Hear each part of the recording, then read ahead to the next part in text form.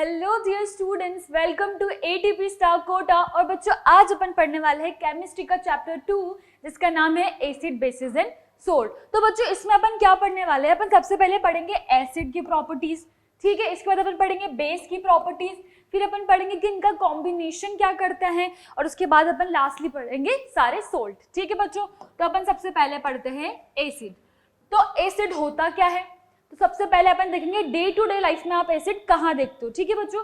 तो आपके घर में जो दही बनता है ना, कर्ड, वहां पर उसके अंदर भी एक एसिड होता है, इसको क्या बोलते हैं?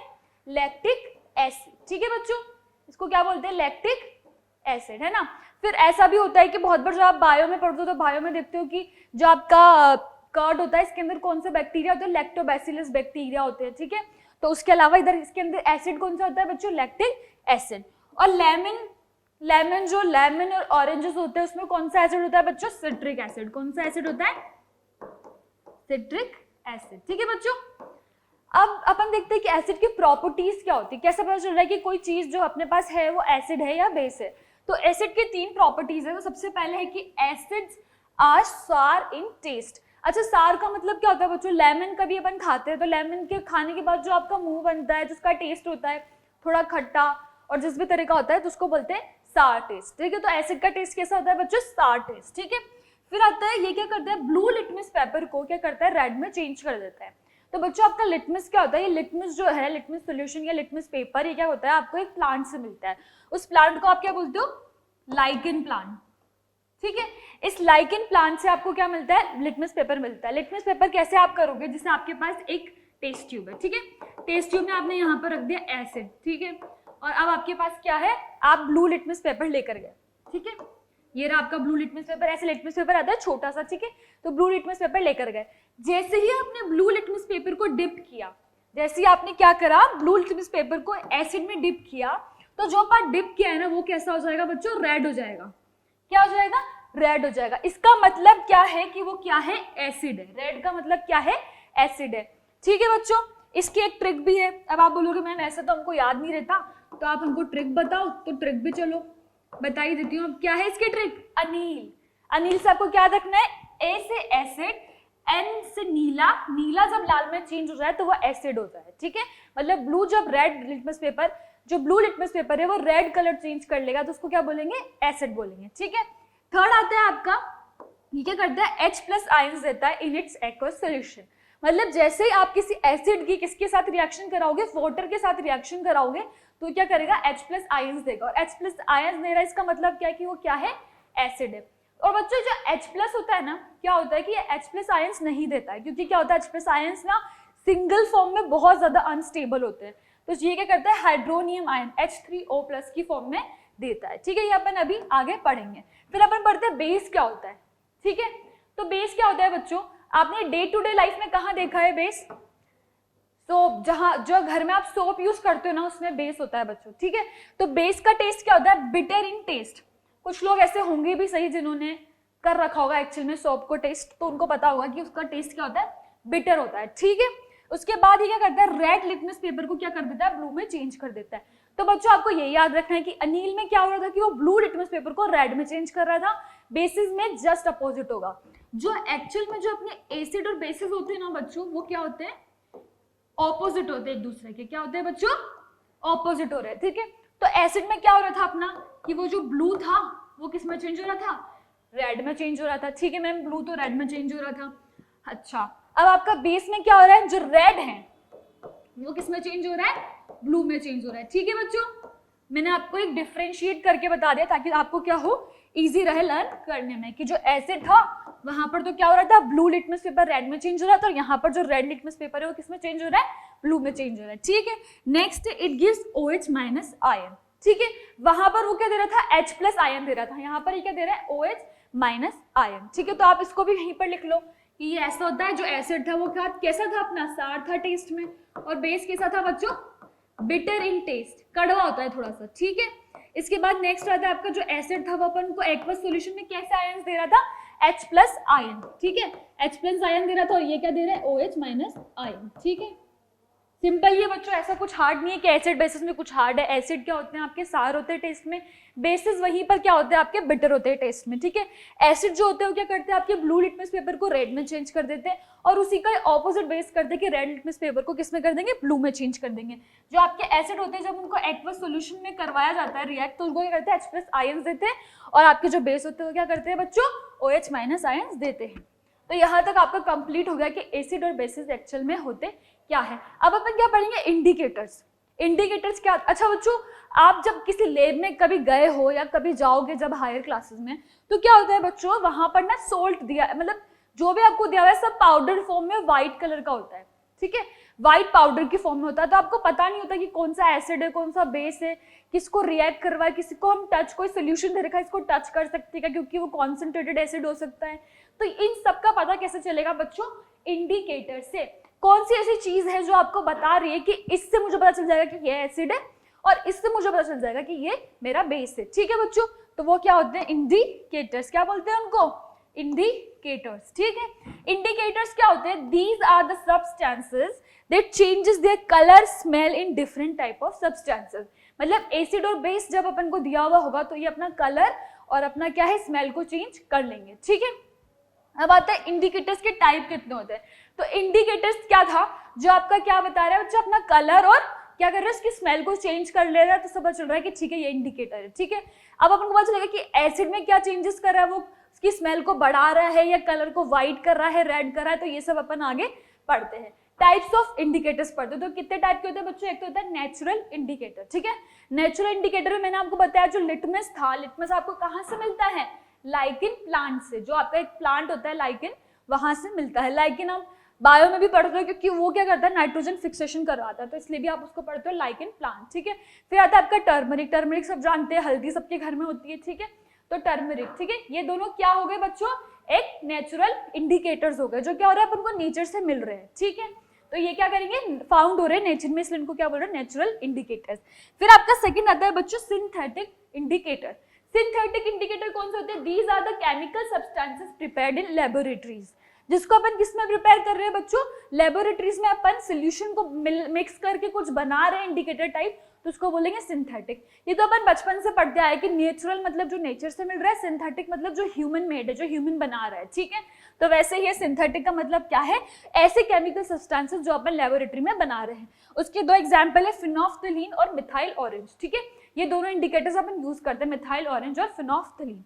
फिर थर्ड आता है आपका ऑल्फैक्टरी इंडिकेटर्स। अच्छा, ऑल्फैक्टरी का मतलब ही होता है बच्चों कुछ ऐसी चीज जिसकी कोई स्मेल हो, स्मेल से, स्मेल का डायरेक्ट कनेक्शन है ऑल्फैक्टरी। ऑल्फैक्टरी ऑर्गन्स भी होते हैं अपनी बॉडी में, ठीक है। तो ऑल्फैक्टरी का मतलब क्या होता है, जिसकी कोई स्मेल हो, ठीक है। तो वो ऐसे सब्सटेंस होते हैं जो आपको डिफरेंट ऑर्डर दे रहे हैं, ठीक है। जैसे वनीला एसेंस है, और क्या है आपका एक क्लोव ऑयल। क्लोव ऑयल भी क्या है बच्चों, किसका एग्जाम्पल है, और अनियन भी, ये सब क्या है, ऑल्फैक्टरी इंडिकेटर्स है, ठीक है। तो कैसा होगा, जैसे आप वनीला एसेंस डाल रहे हो तो एसिड में वो क्या कर रहा है, थोड़ा सा क्या हो जाएगा, शार्प हो जाएगा, इंक्रीज कर लेगा अपने वनीला एसेंस की जो स्मेल होती है उसको। और वहीं बेस में डालोगे तो वो कुछ भी रिएक्ट नहीं करेगा, तो इससे आपको पता चल जाएगा कि एसिड है या बेस है। तो इस तरह से आप इनका यूजेस देखेंगे, ठीक है बच्चों। नेक्स्ट आता है आपका लिटमस, ठीक है। पहले अपन ने पढ़ लिया कि ये क्या होता है, एक नेचुरल इंडिकेटर होता है, ठीक है। अब अपन पढ़ेंगे लिटमस एक्चुअली एसिड में कौन सा कलर दे रहा है, बेस में कौन सा दे रहा है, न्यूट्रल सोल्यूशन में कौन सा कलर दे रहा है, ठीक है बच्चों। अब अपन पढ़ते हैं लिटमस। लिटमस में क्या पढ़ोगे बच्चों, जैसे अभी आपने पढ़ लिया कि ये एक नेचुरल इंडिकेटर है, ठीक है। अब इसमें आप आगे पढ़ोगे कि ये एसिड में क्या कलर दे रहा है, बेस में क्या कलर दे रहा है, और न्यूट्रल सोल्यूशन में क्या कलर दे रहा है, ठीक है बच्चों। तो सबसे पहले है एसिड, ये जो लिटमस पेपर होता है आपका या जो लिटमस सोल्यूशन होता है वो क्या करता है, न्यूट्रल सोल्यूशन में कौन सा कलर देता है, पर्पल। मतलब जब ना एसिड होगा ना बेस होगा, कोई न्यूट्रल सोल्यूशन है जो कि ना एसिड है ना बेस है, तो वहां पर इसका कलर क्या होगा, पर्पल। क्या होगा बच्चों, पर्पल, ठीक है। उसके बाद जो आपका एसिडिक सोल्यूशन है, कोई भी सोल्यूशन जो एसिडिक है वो कौन सा कलर देगा, रेड। ये अपन ने अभी जस्ट पढ़ा है कि जो आपका ब्लू लिटमस पेपर है वो किसमें चेंज हो जाएगा, रेड में, ठीक है। बेसिक सोल्यूशन आता है आपका, बेसिक सोल्यूशन क्या कलर देता है, रेड लिटमस पेपर को ब्लू में चेंज कर देता है, तो क्या दे रहा है, ब्लू कलर दे रहा है, ठीक है बच्चों। तो लिटमस का अपन ने देख लिया कि न्यूट्रल सोल्यूशन होगा तो पर्पल कलर होगा, एसिडिक होगा तो रेड कलर दे रहा है वो, और अगर बेसिक होगा तो ब्लू कलर दे रहा है, ठीक है। ये हो गया। अब लिटमस तो हो गया आपका। लिटमस होता क्या, ये स्ट्रिप्स की फॉर्म में होता है आपके, ऐसे स्ट्रिप्स होती है, ठीक है।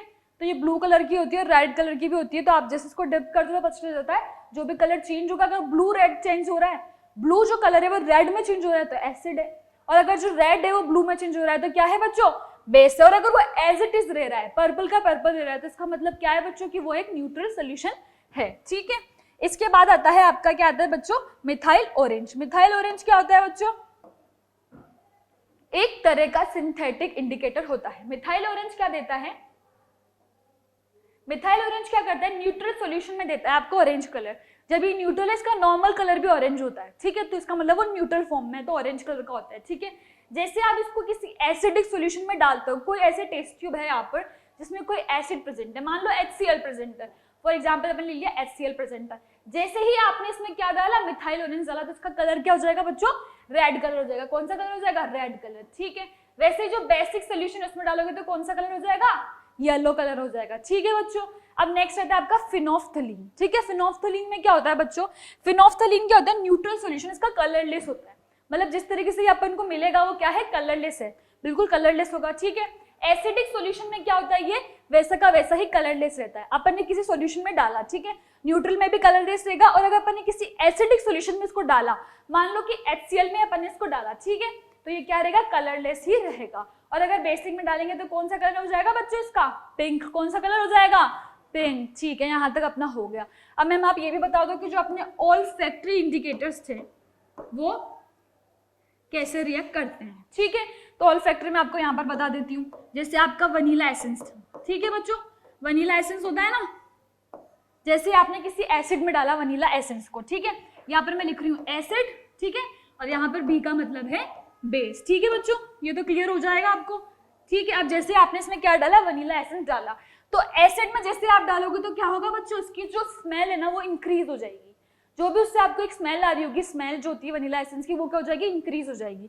तो इसका मतलब है एसिड है। और अगर उस पर कोई भी फर्क नहीं पड़ता है, जिस इंटेंसिटी की स्मेल आ रही है वैसी ही स्मेल है, तो इसका मतलब वो क्या है बच्चों, बेस है। ठीक है, नेक्स्ट अपन पढ़ते हैं क्लोव ऑयल। क्लोव ऑयल क्या होता है, क्लोव का मतलब क्या होता है बच्चों, लौंग। लौंग का जो ऑयल होता है ना उसको बोलेंगे क्लोव ऑयल। ठीक है, तो क्लोव ऑयल को जब आप किसी एसिड में डालोगे तो क्या होगा बच्चों, उसकी जो स्मेल है वो इंक्रीज हो जाएगी। ठीक है, एसिड में मोस्टली क्या हो रहा है कि बच्चों इंक्रीज है ना, जो भी उसकी स्मेल है वो क्या है, इंक्रीज हो रही है। और बेस में क्या हो जाएगा, उसकी जो स्मेल है वो क्या हो जाएगी, बिल्कुल डिक्रीज हो जाएगी। तो उससे पता चल जाएगा कि ये बेस है या ये एसिड है। तो ये क्या हो गया आपका ऑल्फैक्टरी इंडिकेटर्स हो गए। तो अपन ने कितने तरह के इंडिकेटर्स पढ़ लिए बच्चों, नेचुरल में था आपका लिटमस था, और क्या था, एक टर्मरिक था। ठीक है, टर्मरिक भी बच्चों क्या होता है, जैसे आप किसी एसिड में डालते हो तो उसका कलर जो रहता है, क्या कलर रहता है टर्मरिक का, येलो कलर रहता है, तो वो येलो में ही रहता है। ठीक है, जैसे आप उसको किसी बेसिक सॉल्यूशन में डालते हो टर्मरिक को, तो क्या होता है उसमें वो क्या कौन सा कलर चेंज कर लेता है बच्चों, रेड हो जाता है। तो रेड का मतलब क्या है, वो जो सॉल्यूशन है वो बेसिक है। ठीक है, और यहाँ पर अपन ने क्या पढ़ा, अपन ने पढ़ा कि जो लिटमस होता है वो क्या करता है, न्यूट्रल सॉल्यूशन में दे रहा है नॉर्मल पर्पल कलर, एसिडिक में दे रहा है रेड, और बेसिक में क्या दे रहा है बच्चों, ब्लू कलर। ठीक है, फिर अपन ने क्या पढ़ा, अपन ने पढ़े सिंथेटिक इंडिकेटर्स 2 टाइप के होते हैं, कौन कौन से, फिनोफ्थलीन और मिथाइल ऑरेंज। ठीक है, मिथाइल ऑरेंज का जो नॉर्मल कलर होता है वो क्या होता है बच्चों, ऑरेंज होता है। तो वो एसिडिक में क्या रहता है, न्यूट्रल में तो ऑरेंज ही रहता है, एसिडिक में रेड दे देता है, और बेसिक में क्या दे देगा, येलो दे देगा। फिर आता है आपका फिनोफ्थलीन। ठीक है, फिनोफ्थलीन क्या करेगा बच्चों, कलरलेस सॉल्यूशन होता है। तो एसिडिक में भी वो क्या रहता है, कलरलेस ही रहता है, और बेसिक में क्या कर देता है, वो आपको पिंक कलर दे देता है, पिंक या वायलेट कलर देता है, तो उसको बोलेंगे कि वो बेसिक मीडियम में आ गया है। ठीक है बच्चों, इसके बाद आते हैं आपके कौन से ऑल्फैक्टरी इंडिकेटर्स। ऑल्फैक्टरी इंडिकेटर्स में आप 2 पढ़ते हो, वनीला एसेंस और क्लोव ऑयल। ठीक है, वनीला एसेंस क्या करता है, जैसे इसकी इंक्रीज जो इसकी इंटेंसिटी है स्मेल की, या जो भी इसके अंदर से आ रहा है फ्रेग्रेंस, जो भी आप उसको बोलोगे, वो जैसे ही इंक्रीज हो रही है तो इसका मतलब क्या है कि वो एसिडिक है, जो भी सोल्यूशन है आपका। और अगर कुछ भी फर्क नहीं पड़ रहा है तो क्या है, वो बेस है। वैसे आप क्लोव ऑयल में देखोगे तो आपकी जो इंटेंसिटी है स्मेल की, वो अगर इंक्रीज हो रही है तो एसिडिक है, और डिक्रीज हो रही है तो बेसिक है। तो यहाँ पर बच्चों अपना टोटल क्या हो चुका है, सारा खत्म हो चुका है। अपन ने क्या क्या पढ़ लिया कि एसिड क्या होते हैं, बेस क्या होते हैं, फिर अपन ने पढ़ लिया कि इंडिकेटर्स कितने टाइप के होते हैं, और उनको डिटेल में भी अपन ने देख लिया। ठीक है बच्चों, अब अपन पढ़ेंगे chemical properties of acid. Acid की फिजिकल प्रॉपर्टी अपन ने पढ़ ली ना, क्या पढ़ा था कि वो सार होता है टेस्ट में, और वो क्या करता है, क्या कर रहा था बच्चों कि ब्लू लिटमस पेपर को रेड लिटमस पेपर में चेंज कर देता है। ठीक है, ब्लू कलर जो था वो रेड में चेंज हो रहा था। इसके अलावा वो क्या कर रहा था, H+ आयंस दे रहा था। ठीक है बच्चों, अब अपन क्या पढ़ेंगे, chemical properties of acid. Acid की केमिकल प्रॉपर्टीज क्या क्या होती है ये अपन देखेंगे। तो सबसे पहले है reacts with metal to liberate hydrogen. ठीक है, ये अपन अभी थोड़ा आगे जाके अपन इसकी रिएक्शन भी देखेंगे। जैसे ही आप किसी एसिड की, ठीक है, कोई एसिड है, उसकी आपने किसी मेटल के साथ में रिएक्शन करवाई, ठीक है, तो अगर मेटल के साथ रिएक्शन करवाने में क्या हो रहा है बच्चों, हाइड्रोजन गैस लिबरेट हो रही है, ठीक है। अगर हाइड्रोजन गैस निकल रही है तो उसको क्या बोलेंगे कि वो क्या है, एक एसिड है, ठीक है। अगर कोई सब्सटेंस उसके साथ में आपने मेटल के साथ में रिएक्शन करी और हाइड्रोजन गैस निकल रही है, इसका मतलब क्या है, वो एक एसिड है, ठीक है। Reacts with metal carbonate and metal hydrogen carbonate to liberate CO2, ठीक है। मेटल के साथ तो ये क्या कर रहा था, हाइड्रोजन को लिबरेट कर रहा था, और अब जब इसकी रिएक्शन कराई अपन ने किसके साथ, मेटल कार्बोनेट और मेटल हाइड्रोजन कार्बोनेट के साथ, तो ये क्या निकाल रहा है बच्चों, CO2 लिबरेट कर रहा है। तो एक बार तो इसने क्या निकाला, H2O, और एक बार क्या निकाला इसने, CO2, ठीक है बच्चों। थर्ड इसका react with certain metal oxide to form salt and water. जब भी आप किसी एसिड की किसी मेटल ऑक्साइड क्या हो सकता है बच्चों, मेटल ऑक्साइड आपका हो गया जैसे कि CaO हो गया या MgO हो गया, ठीक है, क्या हो गया, कैल्शियम ऑक्साइड हो गया या मैग्नीशियम ऑक्साइड हो गया। तो इनकी आपने जैसे ही किसी एसिड के साथ में रिएक्शन करवाई तो वो क्या कर रहे हैं, फॉर्म कर रहे हैं बच्चों सॉल्ट और वाटर, ठीक है बच्चों, यहाँ तक आपका आ गया। फिर एसिड रिएक्ट विद बेसिस, ये तो अपन सब अभी आगे जाके पढ़ेंगे ही सही कि एसिड और बेस की जब भी आप रिएक्शन करवा दो, ये बच्चों मैं लिख देती हूँ क्योंकि ये बहुत ही ज्यादा इंपॉर्टेंट है और आपने ये प्रीवियस क्लास में भी पढ़ा है कि एसिड और बेस, जब भी कोई एसिड और बेस रिएक्ट करते हैं तो वो क्या बनाते हैं बच्चों, सॉल्ट और वाटर। क्या बनता है, सॉल्ट और वाटर। अब आप बोलोगे मैम इसका कोई एग्जांपल दे दो, ऐसा तो हमको समझ नहीं आएगा, तो ठीक है एग्जांपल ले लो।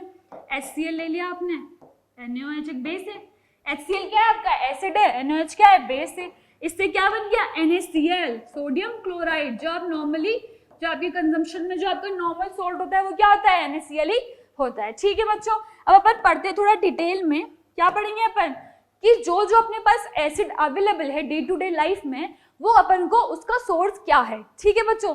जैसे अपन ने पढ़ा विनेगर, ठीक है, विनेगर सबकी मम्मी यूज करती है, विनेगर किसी ना किसी चीज में विनेगर यूज करती है, ठीक है।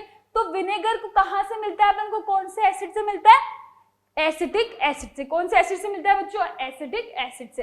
और अभी मैंने आपको बताया था एसिड में कि जो आपको ऑरेंज और लेमन है वो कहाँ से मिलेंगे बच्चों, सिट्रिक एसिड में, क्योंकि उनको सिट्रिक फ्रूट भी बोलते हैं क्योंकि उनके अंदर क्या होता है, सिट्रिक एसिड होता है, ठीक है बच्चों।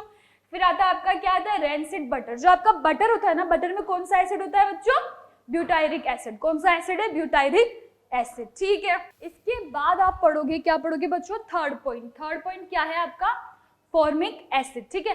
फॉर्मिक एसिड, आपको फॉर्मिक एसिड कहाँ से मिलता है बच्चों, आपने बहुत बार देखा होगा, आपको क्या होता है, कोई बी ने स्टिंग कर दिया या फिर किसी चींटी ने काट लिया, ठीक है, कोई बी ने स्टिंग कर दिया, चींटी ने स्टिंग करा, उसके से क्या होता है बच्चों, कौन सा एसिड निकलता है, फॉर्मिक एसिड। कौन सा एसिड निकलता है बच्चों, फॉर्मिक एसिड, ठीक है। फिर वहां पर क्या होता है, आपकी मम्मी बहुत बार क्या करती है, बेस लगाती है। बहुत बार ऐसा होता है कुछ खा जाता है तो चूना लगा देते हैं, कोई कीड़ा वगैरह, तो वो क्या होता है, एक बेस होता है, इसलिए इसको लगाते हैं, ठीक है।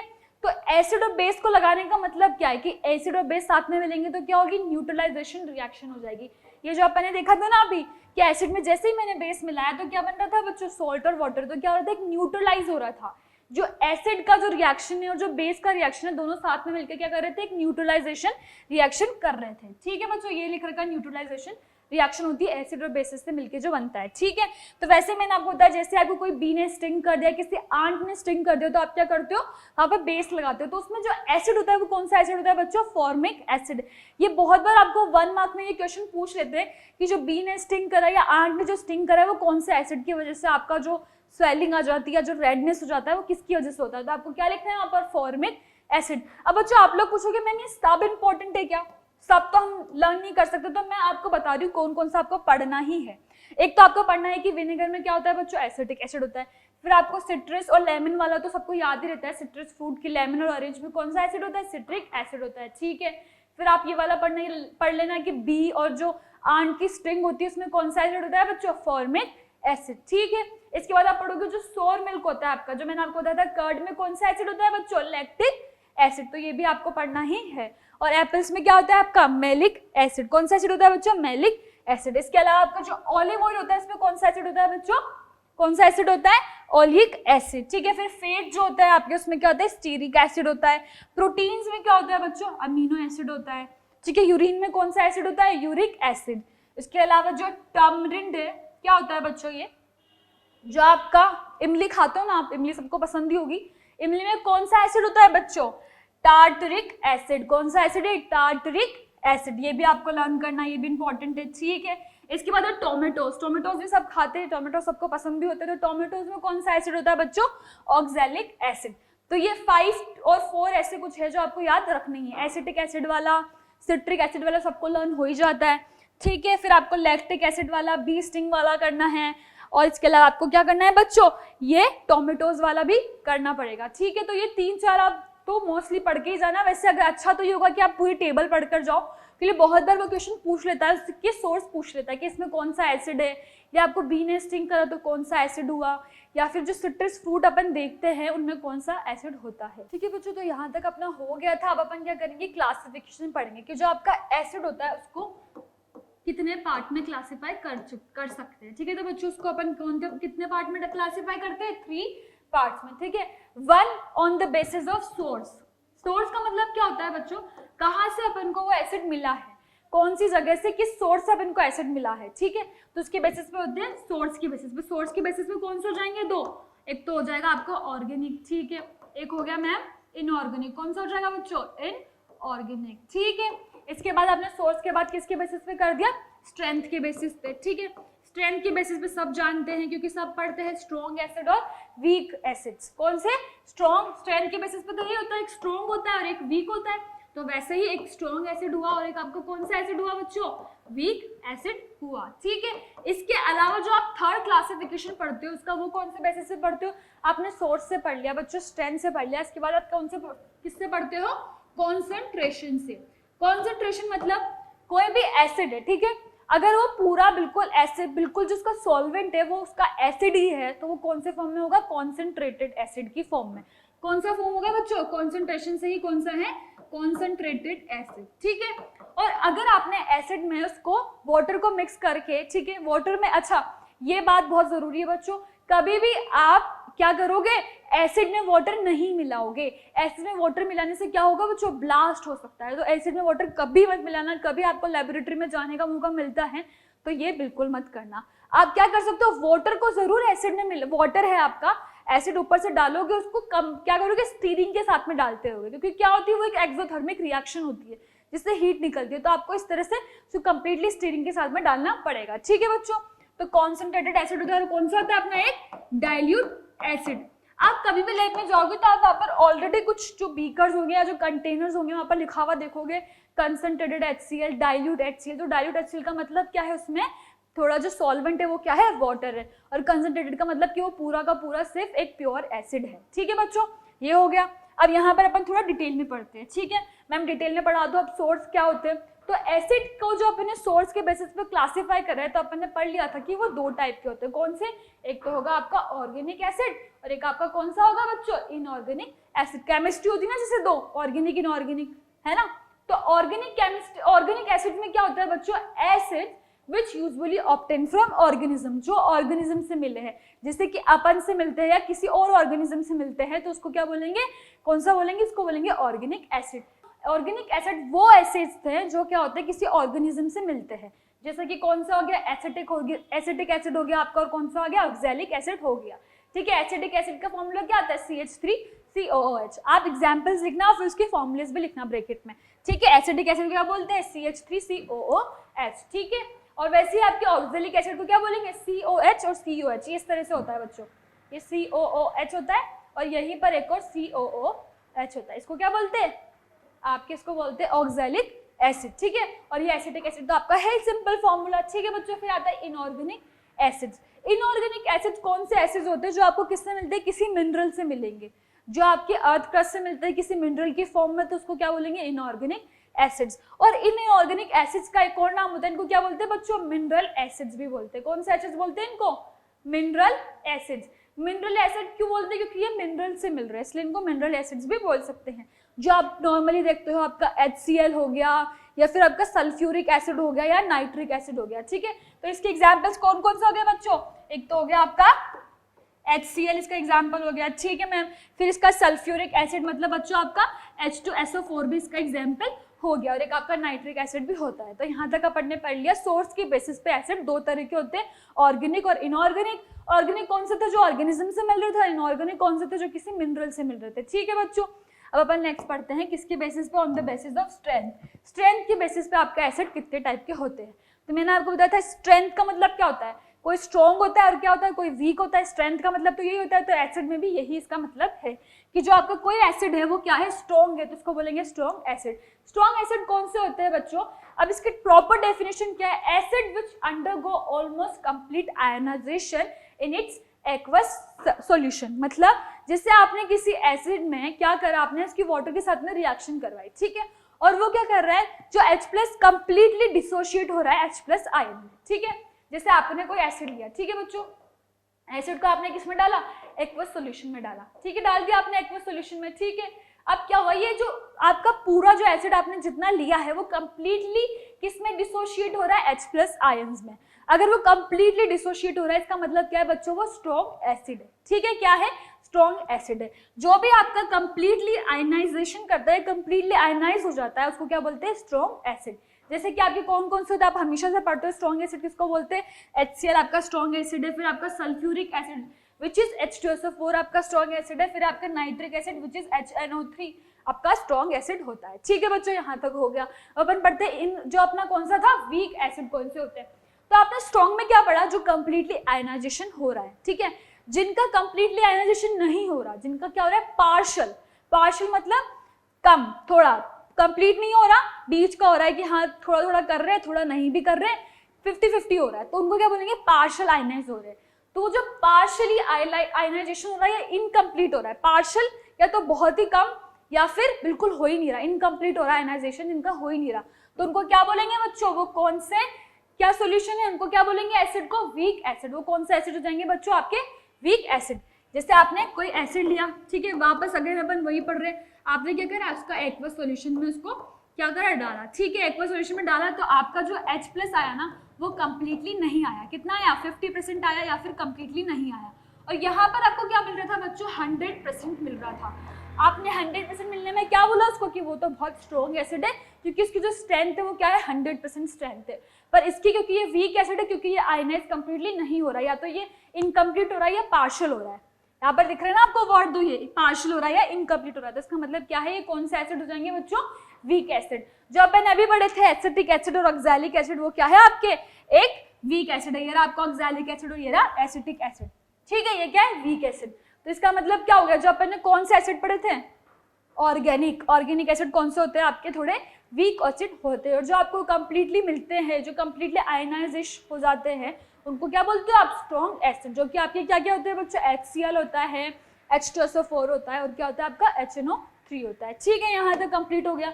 अपन ने क्या क्या पढ़ लिया, एसिड को अपन ने क्लासिफाई करा था सोर्स की फॉर्म में, जो अपन ने पढ़ लिया। ठीक है, सोर्स की फॉर्म में कौन से होते थे बच्चों, ऑर्गेनिक और इनऑर्गेनिक। ठीक है, फिर अपन ने किसकी बेसिस पे पढ़ा, स्ट्रेंथ की बेसिस पे, एक तो स्ट्रॉन्ग होता है और एक क्या होता है, थोड़ा वीक होता है। ठीक है बच्चों, इसके बाद अपन जो थर्ड पढ़ रहे हैं वो क्या पढ़ रहे हैं, on the basis of concentration. किसके बेसिस पे बच्चों, कॉन्सेंट्रेशन के बेसिस पे। तो कॉन्सेंट्रेशन के बेसिस पे होता है एक कॉन्सेंट्रेटेड एसिड और एक क्या होता है, डाइल्यूट एसिड। ये आप पक्के से देखोगे, जैसे ही आप किसी लैब में जाओगे आपको यहाँ पर कोई कंटेनर दिख रहा है ऐसा, ठीक है, उस कंटेनर पे लिखा हुआ मिलेगा आपको कंसेंट्रेटेड HCl। ठीक है, कंसेंट्रेटेड HCl का मतलब आपको बहुत ही ज्यादा केयरफुली इसके साथ डील करना है। कंसेंट्रेटेड HCl का मतलब क्या होता है बच्चों, ऐसा acid which contains very small और नो अमाउंट ऑफ वाटर, जो कि एक प्योर एसिड फॉर्म में है, जो कि आपको बर्न कर सकता है और आपको कोई किसी भी तरह का नुकसान पहुंचा सकता है। ठीक है, तो वो किस तरह का है, क्या बोलते हैं उसको, कि उसमें बिल्कुल भी वाटर है नहीं, वो कितना है, प्योर एसिडिक फॉर्म में है। ये जो आपका एसिड अगर इसमें नो वाटर है, कोई भी वाटर नहीं है, और ये प्योर एसिड की फॉर्म में है, तो उसको क्या बोलेंगे बच्चों, कि ये कौन सा एसिड है, कॉन्सेंट्रेटेड एसिड, क्योंकि उसमें जो सॉल्वेंट है वो वाटर बिल्कुल नहीं है, उसमें एसिड सॉल्वेंट है। ठीक है बच्चों, अब आ गया अपना क्या आ गया, अब अपना आ गया डाइल्यूट एसिड। डाइल्यूट एसिड कौन से एसिड होते हैं बच्चों, डाइल्यूट एसिड ऐसे एसिड होते हैं जिसमें क्या होता है, जो आप ले रहे हो सॉल्वेंट वो क्या है आपका वाटर है, और उसमें क्या है, एसिड कम अमाउंट में और वाटर थोड़ा ज्यादा अमाउंट में है। इसमें क्या होगा बच्चों, ये मान लो आपका डाइल्यूट एसिड है, इसमें क्या होगा आपका वाटर होगा, और जो आपका एसिड है बच्चों वो क्या है, थोड़ा स्मॉल अमाउंट में है, थोड़ा कम अमाउंट में है, और जो वाटर है वो क्या है आपका बहुत ही ज्यादा अमाउंट में है तो वो कौन सा एसिड हो जाएंगे, डाइल्यूट एसिड।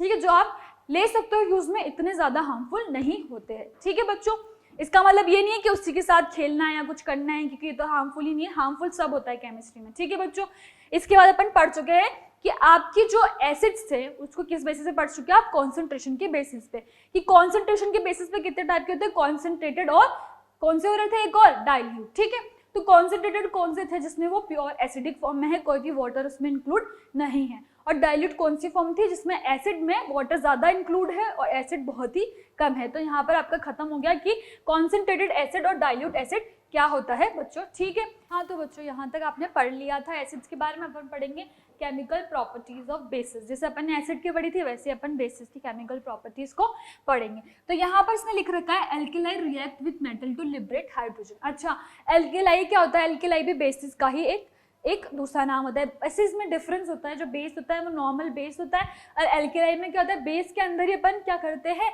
उसको एक्वस बना देते हैं, उसमें क्या करते हैं, वाटर को ऐड कर देते हैं, तो उसको क्या बोलते हैं, एल्केलाई बोलते हैं। इसका डिफरेंस भी अपन पढ़ेंगे। ठीक है बच्चों, अभी अपन देखते हैं कि आपने किसी भी बेस है, किसी भी बेस की आपने क्या करा बच्चों, मेटल के साथ में, एम स्टैंड्स फॉर मेटल, किसी भी मेटल के साथ में रिएक्शन करवाई, तो वो भी क्या कर रहा है, हाइड्रोजन गैस को लिबरेट कर रहा है। ये आपका एसिड भी कर रहा था कि किसी मेटल के साथ में रिएक्ट करके क्या कर रहा था बच्चों, हाइड्रोजन गैस लिबरेट कर रहा था। फिर इसमें क्या बोल रहा है, ये bases react with acidic oxide to form water. इसका मतलब क्या है, आपका जो बेस है, ठीक है, वो किसी भी क्या करेगा, एसिडिक ऑक्साइड्स, और इसको क्या बोलते हैं, नॉन मेटेलिक ऑक्साइड्स भी बोलते हैं। जैसे कि एसिडिक ऑक्साइड आपका क्या हो गया, एक CO2 हो गया। ठीक है, ये क्या हो गया आपका एसिडिक ऑक्साइड है। ठीक है, इसके साथ रिएक्शन करके ये क्या बना रहा है, वाटर बना रहा है। ठीक है, अगर इसके साथ रिएक्शन होकर वाटर बन रहा है तो वो क्या है बच्चों, एक बेस है। जबकि आपका एसिड क्या कर रहा था बच्चों, यहाँ पर वो क्या कर रहा था, या तो किसी मेटेलिक ऑक्साइड से, यहाँ पर किससे कर रहा है, ये नॉन मेटेलिक ऑक्साइड से, वहां पर वो किससे कर रहा था, मेटेलिक ऑक्साइड से कर रहा था। इसके अलावा वो मेटल कार्बोनेट और मेटल हाइड्रोजन कार्बोनेट के साथ में भी रिएक्शन कर रहा था, और क्या बना रहा था बच्चों, वो CO2 गैस लिबरेट कर रहा था। तो वो आपने पढ़ लिया था। यहाँ पर बेस क्या कर रहा है, सिर्फ बेस किसी मेटल के साथ बनाकर हाइड्रोजन गैस को लिबरेट करेगा, और उसी के अलावा ये क्या करेगा, किसी एसिडिक ऑक्साइड के साथ में क्या करेगा बच्चों, H2O को देगा। ठीक है, अपन कुछ कॉमन टाइप के अब क्या पढ़ते हैं, कुछ कॉमन टाइप के बेसिस पढ़ते हैं जो अपन डे टू डे लाइफ में यूज करते हैं, उसके बेसिस पे। सबसे पहले आता है सोडियम हाइड्रोक्साइड। सोडियम हाइड्रोक्साइड क्या होता है बच्चा, NaOH। क्या होता है, NaOH। ये कहाँ यूज करते हैं आप, सोप जो होता है आपका वो किसका बना होता है, इसी का बना होता है, या फिर रियोन में, पेट्रोलियम की रिफाइनिंग में, इन सब में क्या करते हो, NaOH यूज करते हो। इसके बाद आता है आपका पोटेशियम हाइड्रोक्साइड। क्या होता है, KOH। ठीक है, ये क्या था बच्चा, NaOH। ठीक है, KOH क्या कर रहा है, आपका alkaline storage of the battery, shop के मैन्युफैक्चर में ही काम आ रहा है ये भी, और ये कर रहा है बैटरीज के स्टोरेज में भी काम आता है। फिर आता है आपका कैल्शियम हाइड्रो ऑक्साइड, मतलब CaOH का होल ट्वाइस। ये क्या कर रहा है बच्चों, ब्लीचिंग पाउडर जो होता है आपका, उसको मैन्युफैक्चर करने में काम आता है, और वाटर जो हार्ड वाटर होता है आपका, उसको सॉफ्टनिंग करने में भी काम आता है। ठीक है, फिर अपन पढ़ते हैं मैग्नीशियम हाइड्रोक्साइड, जो क्या आता है बच्चों, MgOH का होल ट्वाइस।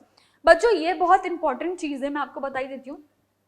जैसे बहुत बार ऐसा होता है कि आपको एसिडिटी हो जाती है, आपने कुछ ऐसा खाया कि आपको एसिडिटी हो गई। ठीक है, एसिडिटी होने पे मम्मी आपको कुछ ना कुछ ऐसा देती होगी जिससे क्या होता है, आपकी जो एसिडिटी है वो क्या हो जाती है, ठीक हो जाती है ना।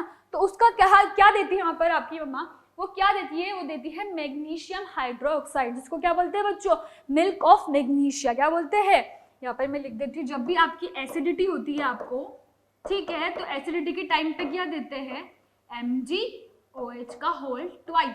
अब आप क्या जाके बता सकते हो कि जब भी अपन को एसिडिटी होती है तब अपन क्या लेते हैं, मिल्क ऑफ मैग्नीशिया लेते हैं, जिसको क्या बोलते हैं, मैग्नीशियम हाइड्रोक्साइड, और MgOH का होल ट्वाइस। इससे क्या होता है, आपकी एसिडिटी होती है तो ये आप कुछ बेस दे रहे हो उसको, और बेस से क्या हो रहा है, एक न्यूट्रलाइजेशन रिएक्शन हो रही है। तो आपका जो एसिड की एसिडिटी हुई थी वो बेसिक, जैसे आपने कोई बेसिक कंपाउंड भेजा, जैसे कि आपने मिल्क ऑफ मैग्नीशिया भेजा, तो वहां पर न्यूट्रलाइज हो गया, न्यूट्रलाइज मतलब रिएक्शन स्टॉप हो गई। ठीक है, यहाँ तक आपने पढ़ लिया। अब आता है आपका एल्यूमिनियम हाइड्रोक्साइड, जो कि क्या होता है, AlOH का होल ट्वाइस। ये किस में आता है बच्चों, फॉर्मिंग एजेंट में काम आता है इन फायर एक्सटिंग्विशर। जो फायर एक्सटिंग्विशर अपन यूज करते हैं उसमें फॉर्मिंग एजेंट के लिए काम आता है। फिर आता है आपका अमोनियम हाइड्रोक्साइड, जो क्या होता है, NH4OH। ये किस में काम आता है बच्चों, ग्रीस या कोई स्ट्रेन्स हो जाते हैं ना जो आपके कपड़ों में, तो उसके लिए काम आता है। तो यहाँ पर आपने क्या पढ़ लिया, कुछ कॉमन बेसिस पढ़ लिए। कौन कौन से पढ़े, एक आपने क्या पढ़ा, एक आपने पढ़ा सोडियम हाइड्रोक्साइड NaOH, फिर आपने पढ़ा पोटेशियम हाइड्रोक्साइड, फिर आपने क्या पढ़ा, कैल्शियम हाइड्रोक्साइड, फिर आपने पढ़ा मैग्नीशियम हाइड्रोक्साइड, फिर एल्यूमिनियम हाइड्रोक्साइड और लास्ट में अमोनियम हाइड्रोक्साइड। ठीक है बच्चों, तो ये कॉमन बेसिस आपने पढ़ लिए। अब इसके बाद अपन क्या पढ़ेंगे, क्लासिफिकेशन ऑफ बेसिस। ठीक है, अपन ने एसिड का क्लासिफिकेशन देख लिया था जो कि 3 चीजों के बेसिस पे था, सोर्स के बेसिस पे, स्ट्रेंथ के बेसिस पे और कॉन्सेंट्रेशन के बेसिस पे। वहीं पर अपन जहाँ बेस की बात करते हैं तो बेस क्या होता है, तो या तो स्ट्रॉन्ग बेस होगा आपका और कौन सा बेस होगा, वीक बेस होगा। तो वहां पर अपन ने क्या पढ़ा था, स्ट्रॉन्ग एसिड कौन से थे जो कंप्लीटली किस में आयनाइज हो रहे थे, H+ आयन में। एज इट इज बच्चों, बस यहाँ पर क्या है, almost completely ionize to produce higher concentration of hydroxyl ion. वहां पर किसकी थी आपकी, H+ आयन। तो यहाँ पर कौन सा आयन होंगे बच्चों, OH- आयन। बस इतना सा डिफरेंस है, आपको यहाँ पर OH- आयन क्या कंप्लीट आयनाइजेशन देखना है। वहां पर आप H's में देख रहे थे कि वो जब एक्वस सॉल्यूशन में जा रहे हैं तब H+ में कंप्लीटली आयनाइज हो रहे कि नहीं हो रहे। यहाँ पर आपको बेसिस में सिर्फ इतना सा देखना है कि आपने जैसे कोई बेस लिया और उसको क्या करा, किसी एक्वस सॉल्यूशन में डाला। ठीक है, एक्वस सॉल्यूशन में डालने के बाद क्या वो OH- में कंप्लीटली आयनाइज हो चुका है या नहीं। तो अगर वो कंप्लीटली आयनाइज हो चुका है इसका मतलब क्या है, वो एक स्ट्रॉन्ग बेस है। और अगर वो कंप्लीटली नहीं होता या फिर पार्शियल होता है, पार्शियल और इनकम्प्लीट अगर OH- मिल रहा है आपको, ये रहा पार्शियल आयनाइजेशन हो रहा है, तो उसको क्या बोलेंगे बच्चों, वो क्या है, एक वीक बेस है। तो यही होता है आपका, किसी की स्ट्रेंथ को बताने के लिए आप क्या करते हो, जो क्या कर रहा है आपको 100% स्ट्रेंथ शो कर रहा है वो तो क्या है आपका स्ट्रॉन्ग है, और जो आपको थोड़ा पार्शियल या 50% स्ट्रेंथ शो कर रहा है वो क्या होता है, वीक हो जाता है। तो वैसे ही आपने यहाँ पर कर लिया कि आपका जो वीक बेस है वो कौन है, जो पार्शियल क्या कर रहा है, पार्शियल आयनाइजेशन कर रहा है किसका, OH- का। यहाँ पर आपका क्या हो रहा था बच्चों, कंप्लीट आयनाइजेशन हो रहा था, आपको कंप्लीटली OH- आयन मिल रहा है। मगर आपको जहां पर पार्शियल या इनकम्प्लीट मिल रहा है उसको क्या बोलेंगे बच्चों, वीक बेसिस बोलेंगे। ठीक है, अब अपन पढ़ेंगे बेसिस और एल्केलाई में डिफरेंस क्या होता है। ठीक है, तो जो आपके बेसिस है वो क्या कर रहे हैं, न्यूट्रलाइजेशन रिएक्शन करेंगे। अपन ने देखा था कि जैसे ही अपन ने किसी एसिड था उसको जब अपन ने क्या करा बच्चों, बेस के साथ में रिएक्शन करवा रहे थे, जब भी किसी एसिड और बेस की, तो क्या बन रहा था आपका, सोल्ट और वाटर बन रहा था।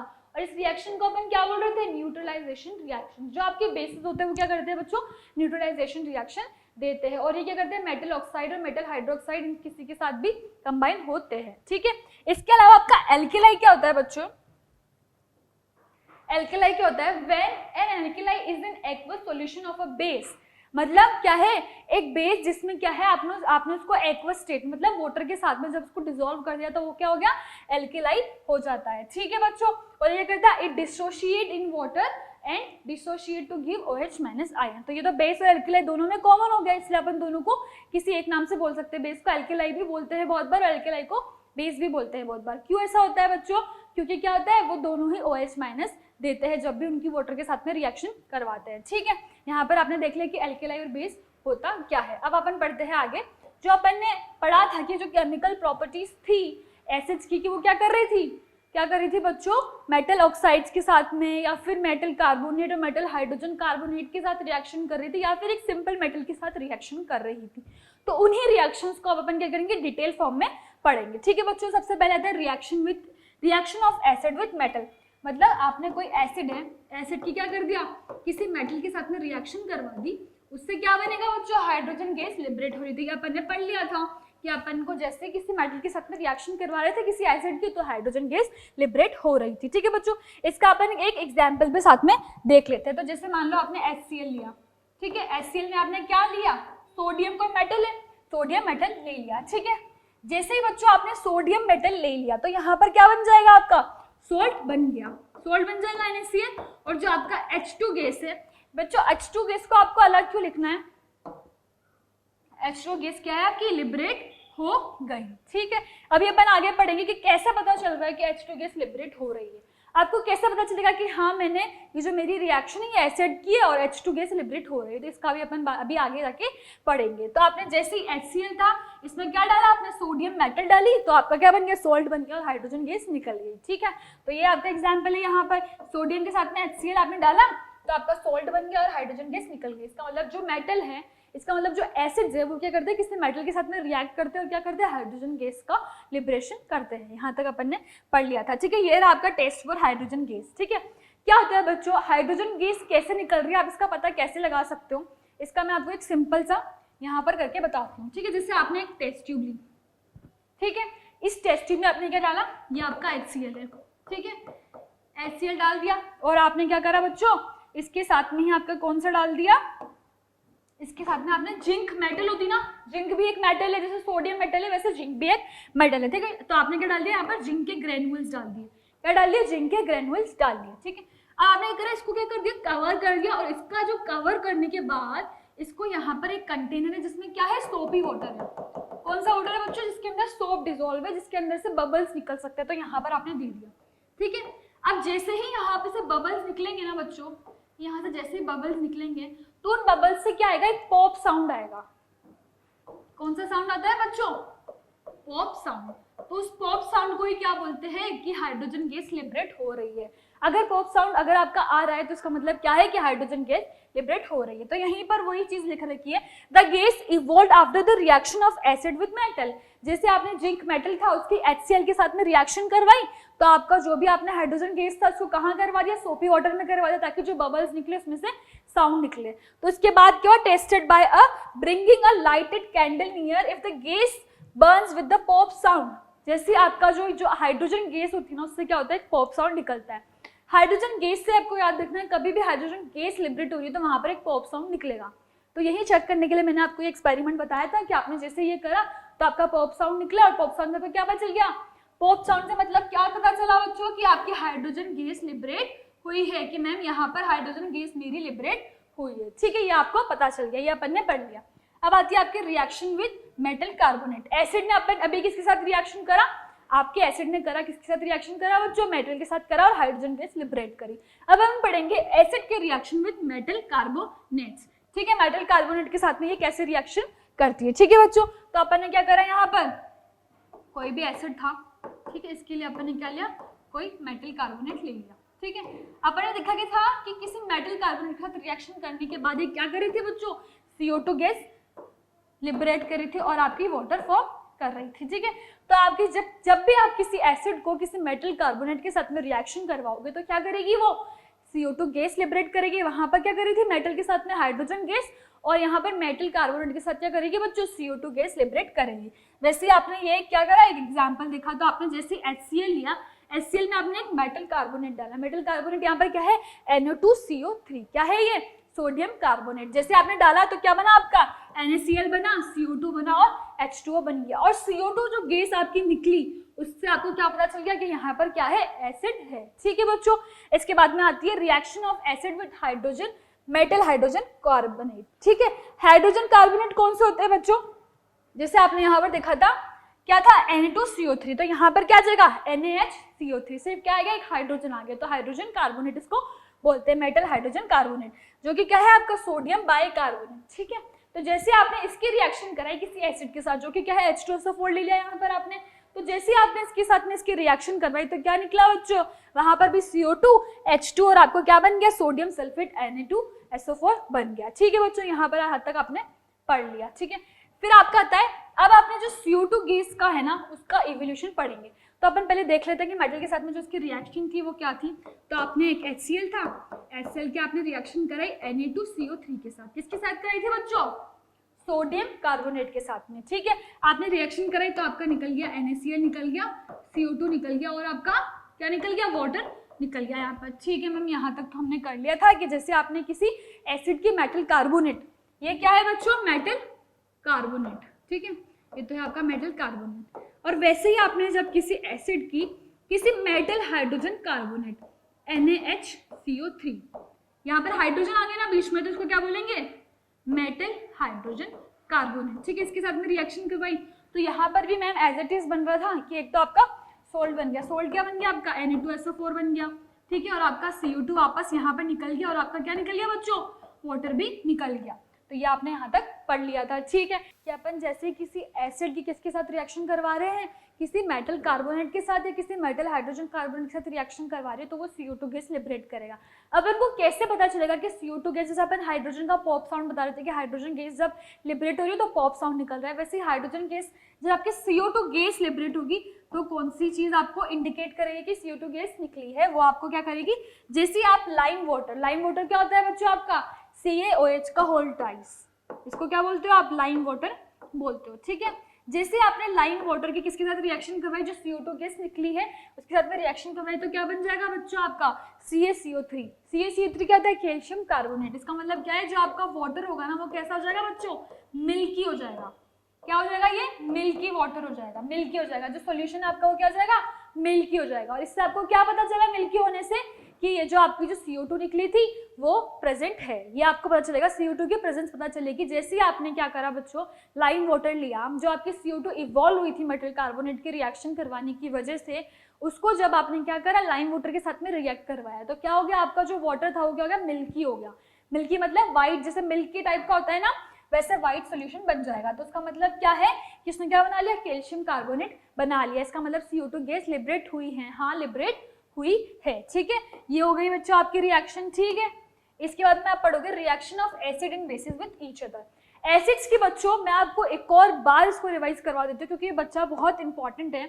आपने क्या करा, एसिड की आपने किस किस के साथ रिएक्शन कराई बच्चा, सबसे पहले आपने क्या कराई थी, मेटल के साथ में रिएक्शन करवाई थी, और मेटल के साथ में क्या दे रहा था आपको, हाइड्रोजन गैस लिबरेट कर रहा था। और हाइड्रोजन गैस लिबरेट कर रहा था, ये आपने कैसे पता लगाया था, पॉप साउंड से, ठीक है।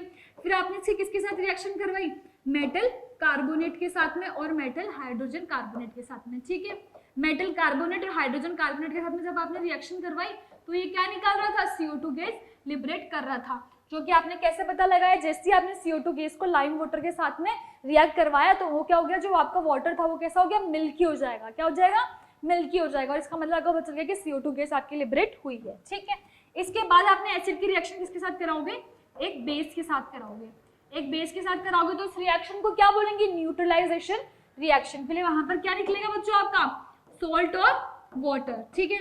यहाँ पर भी यही निकलेगा। इसके अलावा जब आप किसी मेटेलिक ऑक्साइड के साथ में कराओगे, किसकी रिएक्शन कराओगे, मेटेलिक ऑक्साइड। मेटेलिक ऑक्साइड क्या होता है, जैसे कि कोई हो गया CaO हो गया या फिर MgO हो गया, मतलब कैल्शियम ऑक्साइड या मैग्नीशियम ऑक्साइड के साथ में रिएक्शन कराओगे तब भी आपका बच्चा सेम निकलेगा। सेम क्या निकलेगा, सोल्ट प्लस वाटर आपका निकल जाएगा, ठीक है। यहाँ तक आपने पूरा एसिड ये मैंने आपका एक बार क्लासिफाई कर दिया है, ठीक है। तो अपन थर्ड वाला पढ़ेंगे कि जो रिएक्शन करी आपने एसिड और बेसिस की एक दूसरे के साथ में, ठीक है। तो मैं आपको ये बहुत बार बता चुकी हूँ कि एसिड को जब मैं बेस के साथ में रिएक्ट करवाऊंगी तो सोल्ट और वाटर निकल रहा है। और ये मैंने आपको एक और बार बता दिया था कि HCl की जब आपने NaOH के साथ में रिएक्शन करवाई तो क्या हो गया बच्चा, NaCl निकल गया और H2O बन गया। NaCl क्या होता है, एक सोल्ट होता है, ठीक है। इसके बाद आप पढ़ोगे कि जो एसिड है आपकी, उसकी आपने किसके साथ रिएक्शन कराई, किसके साथ कराई, मेटल ऑक्साइड के साथ में। तो reaction of acid with the metal oxide, metal oxide क्या हो सकता है आपका, CaO भी हो सकता है, MgO भी हो सकता है, ठीक है बच्चों। तो आप इसके साथ रिएक्शन करा देते हैं। मान लो मैंने HCl ले लिया और यहाँ पर मैंने क्या ले लिया आपका, कैल्शियम ऑक्साइड, जो कि क्या है आपका एक मेटेलिक ऑक्साइड है, ठीक है। इसके मैंने जैसे रिएक्शन कराई, ठीक है, इसकी रिएक्शन करा देती हूँ। तो एक तो बनेगा मेरा CaCl2, क्या बनेगा, कैल्शियम क्लोराइड CaCl2, और इसके साथ मेरा क्या बनेगा, इसके साथ क्या बन जाएगा, एक H2O, आपका एक H2O मॉलिक्यूल बन जाएगा, ठीक है। तो बच्चा इससे क्या बना आपने, जैसे आपने किसी एसिड को जो कि HCl था, जिसके साथ में किसके, कैल्शियम ऑक्साइड के साथ में रिएक्शन कराई तो आपका क्या बन गया, एक तो सोल्ट बन गया जो कि क्या है CaCl2, कैल्शियम क्लोराइड, जो कि आपका क्या है एक सोल्ट बन गया, और क्या निकल गया आपका एक वाटर मॉलिक्यूल निकल गया। तो ये हो गई आपकी रिएक्शन जो इसके मेटेलिक ऑक्साइड के साथ होती है, ठीक है। अब अपन देखते हैं जो एसिड्स होते हैं इन वाटर सॉल्यूशन, ठीक है। एसिड्स की जब वाटर के साथ में, किसी वाटर के साथ में जब अपन रिएक्शन करवाएंगे वाटर सॉल्यूशन में, जब अपन इसको डिसॉल्व करेंगे तो क्या रिएक्शन होगी, ठीक है बच्चों। तो अपन देखते हैं, जैसे आपने एसिड है, कोई भी एसिड है, उसमें क्या करा, इन प्रेजेंस ऑफ एसिड के अंदर आपने क्या करा बच्चा, वाटर डाला, ठीक है। जैसे आपने वाटर डाला तो किसकी फॉर्म में बताया था मैंने, जैसे आप किसी भी एसिड को एक्वस करोगे या उसको एक्वस सॉल्यूशन में डालोगे जहां पर वाटर होगा तो वहां पर क्या होगा, ये किसकी फॉर्म में लिबरेट होंगे, H+ आयन, H3O+, जो मैंने आपको बताया था हाइड्रोनियम आयन होते हैं, क्योंकि H+ क्या होता है, वो अनस्टेबल होता है। तो वो अगर सिंपली निकलेगा तो अनस्टेबल कंपाउंड फॉर्म हो रहा है तो कभी भी रिएक्शन प्रोसीड ही नहीं हो पाएगी। रिएक्शन प्रोसीड होने के लिए आपको क्या होगा, स्टेबल प्रोडक्ट फॉर्म करना पड़ता है। तो स्टेबल प्रोडक्ट फॉर्म करने के लिए आपने क्या करा, यहाँ पर ये हाइड्रोनियम आयन के फॉर्म में निकलेगा H3O+, जिसको क्या बोलते हैं H3O+। देखो यहाँ पर जो H+ निकला उसने क्या करा, दोबारा H2 के साथ रिएक्शन कराया और क्या बना दिया, H3O+, जो कि क्या होता है आपका हाइड्रोनियम आयन। यहाँ पर आपने देख रखा है hydronium ion is the form when hydrogen ion accept lone pair of electron from the oxygen atom of water. ठीक है। ये जो आपका हाइड्रोनियम आयन H+ था, इसने क्या करा, हाइड्रोजन, ये जो ऑक्सीजन है इसकी, इससे क्या करा, एक इलेक्ट्रॉन एक्सेप्ट करा। क्या करा, एक इलेक्ट्रॉन एक्सेप्ट करा और इसने क्या बना दिया फिर, H3O+, है ना, H3O+ हाइड्रोनियम आयन फॉर्म कर लिया। तो आपका जो एसिड होता है वो वाटर के साथ में क्या करता है बच्चा, क्या कर रहा था, H+ आयन दे रहा था। और वैसे ही आपका जो बेस होता है, जब किसी बेस को आप डिसॉल्व करोगे वाटर में, यहाँ तो आपने क्या करा, एसिड को वाटर में डिसॉल्व किया, वैसे ही आपने किसी बेस को वाटर के साथ में डिसॉल्व करवाया, ठीक है, वाटर के साथ में उसकी रिएक्शन करवाई, तो यहाँ पर कौन सा आयन निकलेगा, OH- आयन। कौन सा आयन लिबरेट होंगे बच्चों, OH- आयन, ठीक है। यहाँ तक आपका हो चुका है। फिर आप पढ़ोगे केमिकल प्रॉपर्टीज ऑफ बेसिस। अपन ने एसिड की पढ़ ली थी कि वो 4 रिएक्शंस दे रही थी, ठीक है। अपन ने पढ़ ली थी न्यूट्रलाइजेशन दे रही थी, मेटल ऑक्साइड के साथ दे रही थी, metal carbonate, metal hydrogen carbonate के साथ दे रही थी, और किसके साथ दे रही थी, एक सिंपल मेटल के साथ दे रही थी। पर जो आपका बेस होता है, वहां पर जो बेस है ये सिर्फ 2 चीजों के साथ में रिएक्शन देता है, ठीक है। आपका एसिड तो दे रहा था 4 रिएक्शन दे रहा था, पर जो बेस है आपका वो क्या करता है बच्चों, सिर्फ 2 तरह के रिएक्शन देता है। एक तो ये किसके साथ देगा, मेटल के साथ, वही दोबारा मेटल के साथ देगा, तो क्या होगा आपका, हाइड्रोजन गैस लिबरेट होगी विद पॉप साउंड, ठीक है। इसके अलावा ये क्या करता है, ये किसके साथ आपकी रिएक्शन देगा, एक और कौन से, नॉन मेटेलिक ऑक्साइड के साथ। किसके साथ देगा बच्चा, नॉन मेटेलिक ऑक्साइड। किसके साथ में रिएक्शन दे रहा है, ये नॉन मेटेलिक ऑक्साइड के साथ में दे रहा है, ठीक है। अपन पढ़ते हैं, तो रिएक्शन वो बेस विथ मेटल अपन ने देख लिया था। अपन ने क्या करा, बेस की रिएक्शन करवाएंगे किसी मेटल के साथ में, तो वो हाइड्रोजन गैस लिबरेट करेगा, उसके बाद अपन बेस किसके साथ करेंगे, नॉन मेटेलिक ऑक्साइड के साथ रिएक्शन कराएंगे, और आपका क्या बनेगा बच्चों, सोल्ट और वाटर। तो सबसे पहले अपन देखते हैं किसी मेटल के साथ में, तो आपका कोई बेस है, ठीक है, बेस ने किसी मेटल के साथ में रिएक्शन करवाई है, और वो क्या बनाएगा, आपका हाइड्रोजन गैस लिबरेट करेगा। तो इसका एक एग्जाम्पल भी देख लेते हैं अपन साथ ही में। तो आपने जैसे बेस ले लिया NaOH, ठीक है, NaOH आपको पता है ये बेस होता है, ठीक है। आपने मेटल ले ली जिंक मेटल ले ली, ठीक है। तो आपका क्या बनेगा यहाँ पर, Na2ZnO2, क्या बनेगा बच्चों, Na2ZnO2, और आपका जो H2 है वो लिबरेट हो गया। H2 किसके साथ लिबरेट होता है, पॉप साउंड के साथ, ठीक है बच्चों। यहाँ पर ये हो गया। यहाँ पर जो आपका ये बना है ना, सोडियम के साथ में जो जिंक का कॉम्बिनेशन है, इसको क्या बोलते हैं बच्चों, सोडियम जिंकेट। क्या बोलते हैं, सोडियम जिंकेट, ठीक है। यहाँ तक आपकी रिएक्शन हो गई कि आपने क्या करा, किसी बेस की जिंक के साथ में रिएक्शन करे, और क्या बन गया, सोडियम जिंकेट बन गया, ठीक है। अब नेक्स्ट अपन देखेंगे reaction of a non metallic oxide with base. जब भी आप किसी बेस को नॉन मेटेलिक ऑक्साइड के साथ में रिएक्ट कराओगे तो क्या बनेगा, तो इसकी मैं आपको एक रिएक्शन करके बता देती हूँ। जैसे आपने कोई बेस लिया, बेस की आपने किसके साथ करवानी है रिएक्शन, कोई भी नॉन मेटेलिक ऑक्साइड क्या होता है बच्चों, नॉन मेटेलिक ऑक्साइड होता है एसिडिक ऑक्साइड। किसी भी नॉन मेटेलिक ऑक्साइड को क्या बोलते हो आप, एसिडिक ऑक्साइड। तो आपका नॉन मेटेलिक ऑक्साइड कौन सा होगा, कोई एसिडिक ऑक्साइड, जो कि आपका ऐसे आप मान सकते हो कि आपने CO2 के साथ में करवा दी, आपका क्या है, एक नॉन मेटेलिक ऑक्साइड है। और आपका यहाँ पर क्या बनेगा, सॉल्ट बनेगा, और क्या बनेगा, वाटर बन जाएगा, ठीक है। इसको मैं दूसरे कलर से बता देती हूँ आपको एक बार, ठीक है बच्चों। तो अपन ने यहाँ तक देख लिया था कि जिसे किसी बेस को अपन ने क्या करा, किसी मेटेलिक ऑक्साइड के साथ में रिएक्शन करवा रहे। मेटेलिक ऑक्साइड को आप क्या बोलते हो, मैं यहाँ पर लिख देती हूँ, क्या बोल सकते हो, एसिडिक ऑक्साइड भी बोल सकते हो, ठीक है। तो जैसे ही आपकी इसके साथ रिएक्शन कराओगे तो क्या होगा, सोल्ट और वाटर निकल जाएगा। तो इसका भी एग्जाम्पल अपन देख लेते हैं। जैसे आपने बेस ले लिया CaOH का होल ट्वाइस, ठीक है, ये आपने बेस लिया, इसके साथ में रिएक्शन करे आपने किसकी, CO2 की, जो कि क्या है, एसिडिक ऑक्साइड है या नॉन मेटेलिक ऑक्साइड है, ठीक है। जैसे आपने इसके साथ रिएक्शन कराई तो क्या बनेगा आपका, CaCO3, ठीक है, और आपका क्या निकल गया, वाटर निकल गया। तो क्या बना बच्चों, कैल्शियम कार्बोनेट आपका फॉर्म हो गया, और क्या हो गया, आपका वाटर निकल गया। तो ऐसे आपने रिएक्शन करवाई किसी बेस की, किसके साथ में, मेटेलिक ऑक्साइड के साथ में। जो अब अपन क्या पढ़ेंगे, डाइल्यूशन, ठीक है। डाइल्यूशन टॉपिक अपन स्टार्ट करते हैं। अच्छा, मैंने जब आपको पढ़ाया था एसिड और बेसिस, तब मैंने एसिड पढ़ाया था, जब उसका क्लासिफिकेशन कि एसिड 2 तरह के होते हैं, कॉन्सेंट्रेशन होता है, तो कॉन्सेंट्रेटेड एसिड होते हैं जो प्योर एसिड होते हैं, और एक होते हैं डाइल्यूटेड एसिड, जिसमें अपन क्या करते हैं, वाटर मिला देते हैं। तो उससे क्या होता है, इसमें ज्यादा क्या होता है, एसिड तो बहुत कम होता है, वाटर का कंटेंट ज्यादा होता है, इसलिए उसको क्या बोलते हैं, डाइल्यूटेड एसिड। और वो क्या होती है, किसी एसिड की ही थोड़ी सी लेस हार्मफुल फॉर्म होती है, ठीक है। तो डाइल्यूट करने का मतलब क्या हो गया बच्चों, किसी भी फॉर्म को अगर आप डाइल्यूट कर रहे हो, इसका मतलब क्या हो गया, डाइल्यूट करने का मतलब क्या हो गया, आप उसमें क्या कर रहे हो, वाटर मिला रहे हो, और जो उसकी कंसंट्रेशन है, वाटर मिलाने से क्या हो रहा है, जो हाइड्रोजन आयन और OH- ही बताता है कोई जो भी एसिड और बेस है, उसकी प्रेजेंस किस तरह चलती है कि एसिड में तो होगा आपका कौन सा होगा, H+ आयन होगा, ठीक है, और आपका बेस में क्या होगा बच्चों, OH- आयन होगा, ठीक है।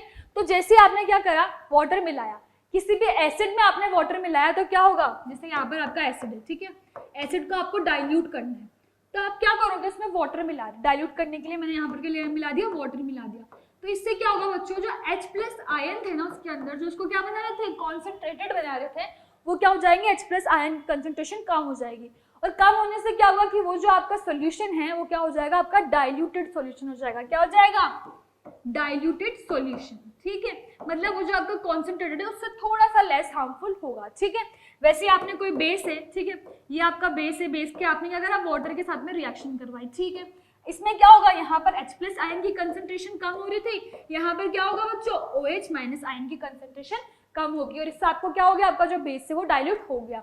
अब आता है एक बहुत ही इंपॉर्टेंट चीज जो मैं आपको ऑलरेडी बता चुकी हूँ कि कोई एसिड होता है, ठीक है, आप कभी भी किसी क्या करते हो बच्चों, वाटर में एसिड मिलाते हो, कभी भी एसिड के अंदर वाटर नहीं मिला सकते। बहुत सारे बच्चे, बहुत बार हुआ भी है इस तरह की चीजें कि कहीं एसिड से कहीं आग लग रही है, कोई रिएक्शन हो गई है, एसिड से कुछ ब्लास्ट हुआ है और वहां पर उसको बुझाने के लिए कुछ लोग पानी डाल रहे हैं, उससे आग आपकी बुझेगी नहीं, आग क्या हो जाएगी, बढ़ जाएगी और ब्लास्ट और आपका बढ़ सकता है। इसलिए आपको क्या करना है बच्चों, हमेशा अगर कभी भी ऐसा आता है कि एसिड के साथ की एसिड का आपको वाटर के साथ पे रिएक्ट करवाना है, तो आप क्या करोगे, वाटर आपका ऑलरेडी एक कंटेनर में क्या होगा, वाटर होगा, और आप इसमें क्या करोगे, एसिड डालते रहोगे, और एसिड किसके साथ डालोगे, कंप्लीट स्टीरिंग के साथ में, क्योंकि ये क्या होता है, एक एक्सोथर्मिक प्रोसेस होता है। एक्सोथर्मिक प्रोसेस मैंने आपको बताया था जिसमें क्या होता है, हीट रिलीज होती है, तो हीट रिलीज होगी, तो अगर मान लो आपने एसिड है, एसिड के अंदर वाटर डाल दिया तो क्या होगा, ब्लास्ट हो सकता है, जो आपका कंटेनर है वो भी फूट सकता है, ब्लास्ट की फॉर्म में पूरा ब्लास्ट हो सकता है। तो आपको क्या करना है, आप किसी भी कंटेनर है उसमें एसिड है, उसमें आप वाटर नहीं मिला सकते हो, क्योंकि वहां पर क्या हो जाएगा, ब्लास्ट हो जाएगा। पर आपको क्या करना है, कोई वाटर लोगे, वाटर किसी भी फ्लास्क में ले लिया आपने, ठीक है, और उसके अंदर एसिड मिलाओगे विद कंटिन्यूसली स्टीरिंग, ताकि क्या होगा, जो एक्सोथर्मिक प्रोसेस है तो उससे हीट रिलीज भी होती जाएगी और आपको ज्यादा वो हार्मफुल नहीं होगा। अगर आपने एसिड में वाटर मिला दिया तो वो ब्लास्ट हो सकता है, आपका जो कंटेनर है वो भी फूट सकता है, तो आपको ऐसी गलती नहीं करनी है, ठीक है। अपन आगे पढ़ते हैं, इसके कुछ क्वेश्चंस कर लेते हैं, ठीक है। अपन ने यहाँ पर क्या क्या पूरा एसिड की केमिकल प्रॉपर्टीज, एसिड की फिजिकल प्रॉपर्टीज, बेस की फिजिकल केमिकल प्रॉपर्टीज और इनका जो पूरा रिएक्शन पार्ट है वो अपन ने कंप्लीट कर लिया है, ठीक है बच्चों। अब अपन से कुछ क्वेश्चन कर लेते हैं। The acid used in making of vinegar, मैंने आपको बोला था कि कुछ जो पॉइंट्स आपको बहुत अच्छे से याद रखने पड़ेंगे कि कौन कौन से एसिड आपको जो आप डेली लाइफ एक्टिविटीज में आपके यूज आते हैं वो कहाँ से मिलते हैं। तो विनेगर में कौन सा एसिड होता है, एसिटिक एसिड, ये मैंने आपको बताया था कि विनेगर में कौन सा एसिटिक एसिड होता है। अच्छा, इसका आप एक याद रखने के लिए याद रख सकते हो, एप्पल साइड विनेगर होता है ना, विनेगर में होता है एप्पल साइड विनेगर, तो ए से क्या आ गया, एसिटिक एसिड, ठीक है बच्चों। अब आता है common name of the H2SO4, जो आपका H2SO4 होता है उसका कॉमन नेम क्या होता है, क्या कॉमन नेम होता है उसका, सल्फ्यूरिक एसिड, तो उसका नेम होता है, ठीक है। इसको कॉमनली आप क्या बोलते हो बच्चों, oil of vitriol, oil of vitriol, ठीक है बच्चों। ये आपको याद रखना है बच्चों, ये भी बहुत बार पूछा जाता है कि ग्रीन विट्रोल, ब्लू विट्रोल किसे बोलते हैं, और ऑयल ऑफ विट्रोल क्या होता है आपका, H2SO4, ठीक है बच्चों, यहाँ तक हो गया। फिर आपका ये रिएक्शन बोल रहा है कि कॉपर ऑक्साइड की किसके साथ में रिएक्शन कर रहा हूँ कि कॉपर क्या बन जाएगा, सल्फेट बन जाएगा और हाइड्रोजन गैस रिलीज हो जाएगी।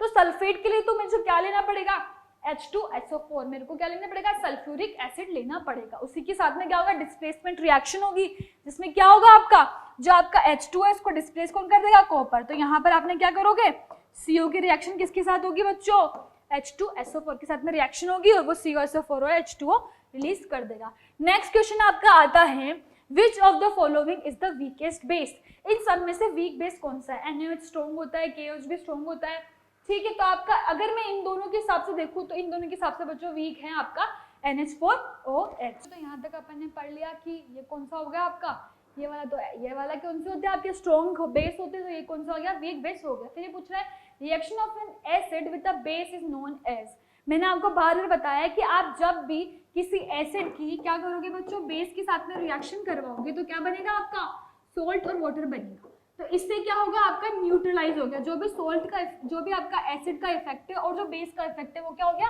न्यूट्रलाइज हो गया। इसलिए आप जब आपके स्टमक में एसिडिटी होती है तो आप क्या करते हो, कोई बेस लेते हो, जैसे कि मिल्क ऑफ मैग्नीशिया लेते हो, और आपका जो आपको थोड़ा ठीक और रिलीफ लगता है, वो रिलीफ किसकी वजह से लगता है, क्योंकि वहां पर क्या हो गई, एक न्यूट्रलाइजेशन रिएक्शन हो गई। तो एसिड और बेस कौन सी रिएक्शन करते हैं, मिलके न्यूट्रलाइजेशन रिएक्शन। फिर ये पूछा है, when CO2 is pass through lime water, ये मैंने आपको बताया था कि जब भी आपको CO2 का इवोल्यूशन हो रहा है वो कैसे पता चलेगा, जैसे आप क्या करोगे, लाइम वाटर क्या होता है बच्चों आपका, CaOH का होल ट्वाइस, ठीक है। जैसे आपने किसी लाइम वाटर के साथ में CO2 की रिएक्शन करवाई तो क्या बन रहा था आपका, जो लाइम वाटर है वो क्या हो जाएगा, मिल्की हो जाएगा। मिल्की मतलब क्या होगा, उसमें क्या बन जाएगा, CaCO3 कैल्शियम कार्बोनेट। तो ये किसकी वजह से होता है, कैल्शियम कार्बोनेट की वजह से जो आपका लाइम वाटर होता है वो क्या होता है बच्चों, मिल्की हो जाता है, ठीक है। फिर उसके बाद आपका नेक्स्ट क्वेश्चन आता है, caustic soda is the common name for. जो अपन ने बेसिस की पूरी टेबल पढ़ी थी कि कॉमन नेम क्या होते हैं, कॉस्टिक सोडा जो होता है, सोडियम हाइड्रोक्साइड पढ़ा था अपन ने, ठीक है। और क्या पढ़ा था अपन ने, मिल्क ऑफ एनीशा पढ़ा था, एल्यूमिनियम हाइड्रोक्साइड पढ़ा था।